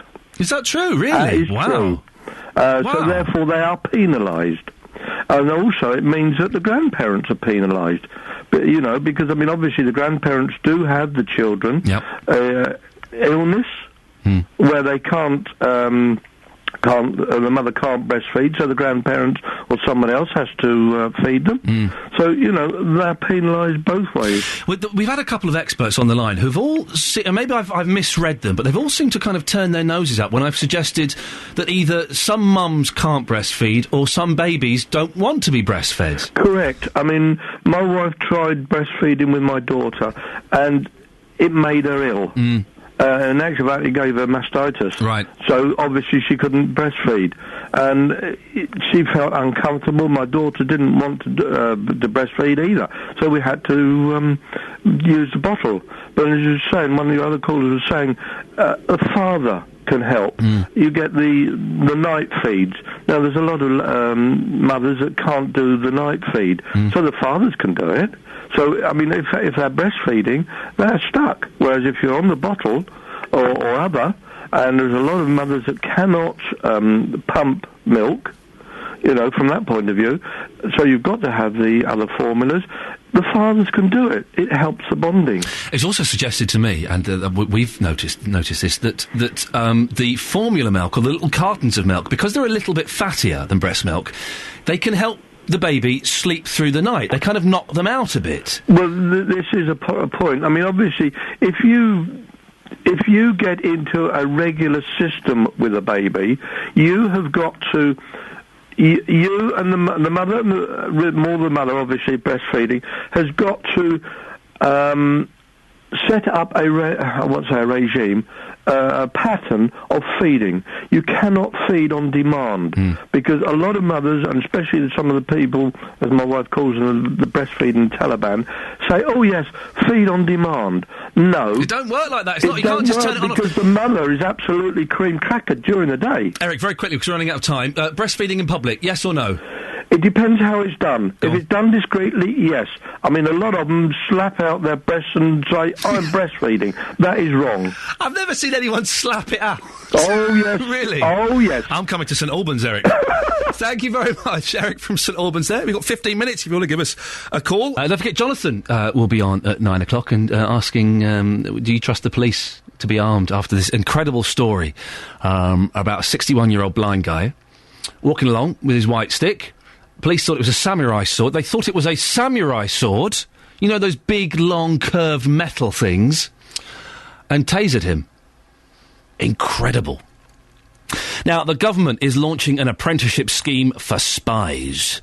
The Foreign Secretary, William Hague, will give details of the plan during a visit to Bletchley Park today. While he's there, he'll also announce funding to help save some of the huts at Bletchley Park where Alan Turing and other code-breakers worked during World War II. Our own spy, Justin Dealey, is outside the mansion now. Justin. Oh, Justin, are you there? Justin disappeared. It's a mystery. It's a mystery. He's been abducted by the Russians. The Chinese have got him, for goodness sakes. He's been taken out of action. Either that, or he's simply fallen for a honey trap. It's always a possibility. He might have seen a sexy Russian spy and been lured to his death. I do hope and pray that Justin Dealey has not been killed by a Russian spy. I seriously hope that he's not been killed by a Russian spy. Otherwise, that would be pretty tragic. Tragic. Tests are perhaps being done on the Milton Keynes transmitters, which means that we might not be able to speak to him. Not quite such an exciting response, really, that some tests are being done on a bit of radio equipment. Anyway, we'll talk about that more in a bit. Don't forget, you can give us a call, 08459 455 555. It's interesting, our last caller there, Eric, saying that the breastfeeding in public is okay if they do it discreetly. I've not seen any women just whapping them out. I've not seen that happening at all. I think most women are quite discreet about it. They tend to go and sit in the corner, or they have that little muslin cloth. Muslin, that's how you pronounce it, isn't it? They don't have a muslin cloth. They have a muslin cloth that they discreetly put over the breasts and the baby. But even if they do whap it out, is that such a bad thing? Really? It is the most natural thing in the world. We got a Facebook, a tweet here about breastfeeding from Emma. First baby was fed for 13 months, expecting the second any day, hope to breastfeed again. Expectation, it's easy, took a lot of perseverance and painful. 13 months does seem a long time to keep breastfeeding, doesn't it? Really? I've heard of kids as old as 3 or 4. There's something wrong with that. Now, we'll try and get back to Justin in a little bit, but England's delayed game against Poland finally went ahead yesterday. England drew 1-1 with Wayne Rooney scoring for England. If you remember, we spoke to Mark Napper, he's a football fan, who goes to all of the England matches abroad when he can. He's from the England Supporters Club, he's from Hertfordshire. Mark, you were there for the first match that was rained off. Mark, yeah. You're there. Can you hear me? You were there for the first match that was rained off, and then you had nowhere to stay the second day. Please tell me you found somewhere to stay in Poland. I did, luckily. Luckily, they moved somewhere at the hotel, and I was able to stay last night, so that wasn't too bad, thank God. Was it worth the wait? Was the game any good? It went down, I thought. It was great in the first half. Well, not great, but it was okay in the first half, and we gradually got worse. And the second half, England were appalling. So, we looked as though we were the only team that wanted to lose. And they wanted to win all the time. They kept attacking us. And we kept just going backwards. And it was very, very sad, I thought. So. It must have been a frustrating experience then to have all of the palaver of finding somewhere to stay for an extra day, all of the extra cost, and then the team kind of go and let you down a bit. Yes, yeah, absolutely. And that was the word in the pubs later on. You know, everybody was very, very disappointed. And even all the other fans, they were saying to us, you know, why didn't you go more forward all the time? Why didn't you attack? And we just don't know why they didn't. So, you know, so we've got the skill, but we just didn't seem to want to try that much. So. And you mentioned the pubs last night, Mark. Did you go out and have a few beers? Oh, we did, yep. May I ask how many beers you had? Quite a few, yep. What time did you get back to the hotel? Pretty late, I suspect. So the thing is, the great thing is about everybody is they really want to enjoy themselves. Yeah. They love playing England. It sounds like and they love playing against England fans. So that's great. So. Okay. And can I ask you a personal question, Mark? Yeah. Are you still a little bit boozy this morning? Might be, yeah. Just a bit, yeah. I don't want to be rude, and I'm so appreciative of you coming on at this time of the day, but you sounded so much more lucid and with it when we spoke to you the other day. You sound tired. You sound tired today, Mark, I think is the polite way of putting it. A bit tired, I think, yeah. That's right. Listen, thank you so much for coming on. I really appreciate the time, Mark. Thanks a lot. No problem at all. Cheers. Mark Napper from the England Supporters Club. He's from Hertfordshire, and it sounds like he's had a blooming good time in Poland. Good for you, Mark. Well done. If you listened to him the other day when we spoke to him, he sounded very, very clear, very crystal clear in his thinking. This morning, a little bit fuzzy. Well done, you. April is in Luton. April, how did you get on with breastfeeding? It was a total nightmare. Tell me why. He just wouldn't latch on. I really struggled the first 2-3 weeks. By the third week, and I ended up ringing the breastfeeding helpline, and somehow the person on the other end convinced me to just give it one more try. Yeah. And then somehow after that, it worked okay, but I returned to work after 4.5 months. Right. And so kind of from about 3.5 months, I started mixing between bottle and breast. And then by the time I got to 4.5 months, he was all bottle. Yeah. Because I know that I'm allowed to express at work. Yeah. But in reality, it's not going to happen. What would happen? What do you mean with like a little pump or something, or taking the baby in? No, it's kind of suggested that you should take a pump in and still keep those regular times. Cause where would you go and do that though? I guess you'd have to go to the toilet or something, would you? And that's not nice. No. No one wants their lunch prepared in a toilet. No. And what do you think would have been the reaction at work if you had have done that? There would have been some really strange looks. I work in a very male-orientated environment. You would have got all the jokes and all of the digs and all of that nonsense that we as modern men like to think we're above, but to be honest, we're not. No. And I have heard it suggested from other people that if you don't breastfeed in public, go and do it in the toilet. Oh no, that's just very wrong. I mean, I did breastfeed my son in public, but you can make it very discreet. I mean, I took him to a restaurant. He was 5 days old, and I breastfed at a restaurant at 5 days old. And the restaurant I went to are very nice, and I'm lucky that all of the places I've been to have always been very good. I have heard of other mums that have had problems. And I actually, whilst I was with the mums, because you mix with mums when you're a new mum, one of the mums actually had a 3-year-old daughter still breastfeeding. Ooh. April, I'm going to say it, that is wrong. It did feel strange to me to see that. Oh, because also at that age, they're going to remember that. Their memory has kicked in, and they will remember that. You shouldn't have to remember suckling on your mother's breast. She used to ask for booby. April, thanks very much for calling, I think. Thank you. There we go. She used to ask for booby. I can see Jonathan laughing at that. We've all asked for booby, haven't we, in our time? No, well, not all of us. Some of us have. Right, let's see what's going on. Yes, the apprenticeship scheme for spies. We're back on this. The Foreign Secretary, William Hague, will give details of the plan during a visit to Bletchley Park today. He'll also talk about how some funding is going to be given to Bletchley Park to help save some of the huts. Iain Standen is Chief Executive of the Bletchley Park Trust. Morning, Iain. Good morning. What exactly is happening today, then?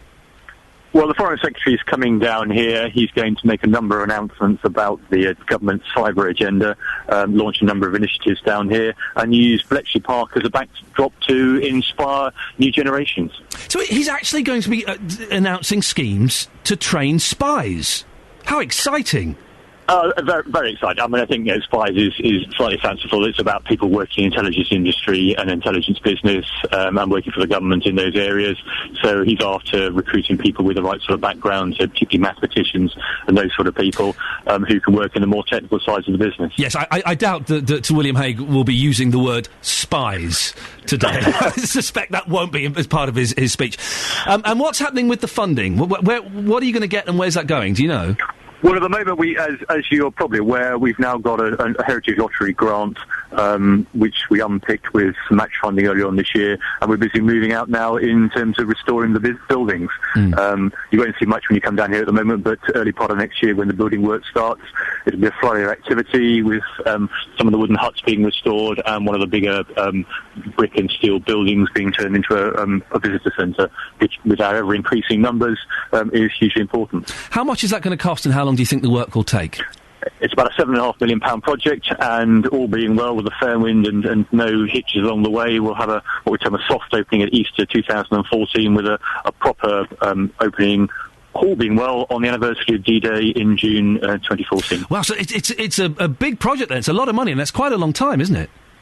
It's about 18 months, but there's a lot of work to be done. Got to bear in mind, these buildings are very old. They're all listed because of the activities that went on during the war, and therefore we have to be very careful about what we do. We can't damage the buildings. We have to restore them sympathetically. And you mentioned visitor numbers are up. Business going well, is it? A lot of people coming along?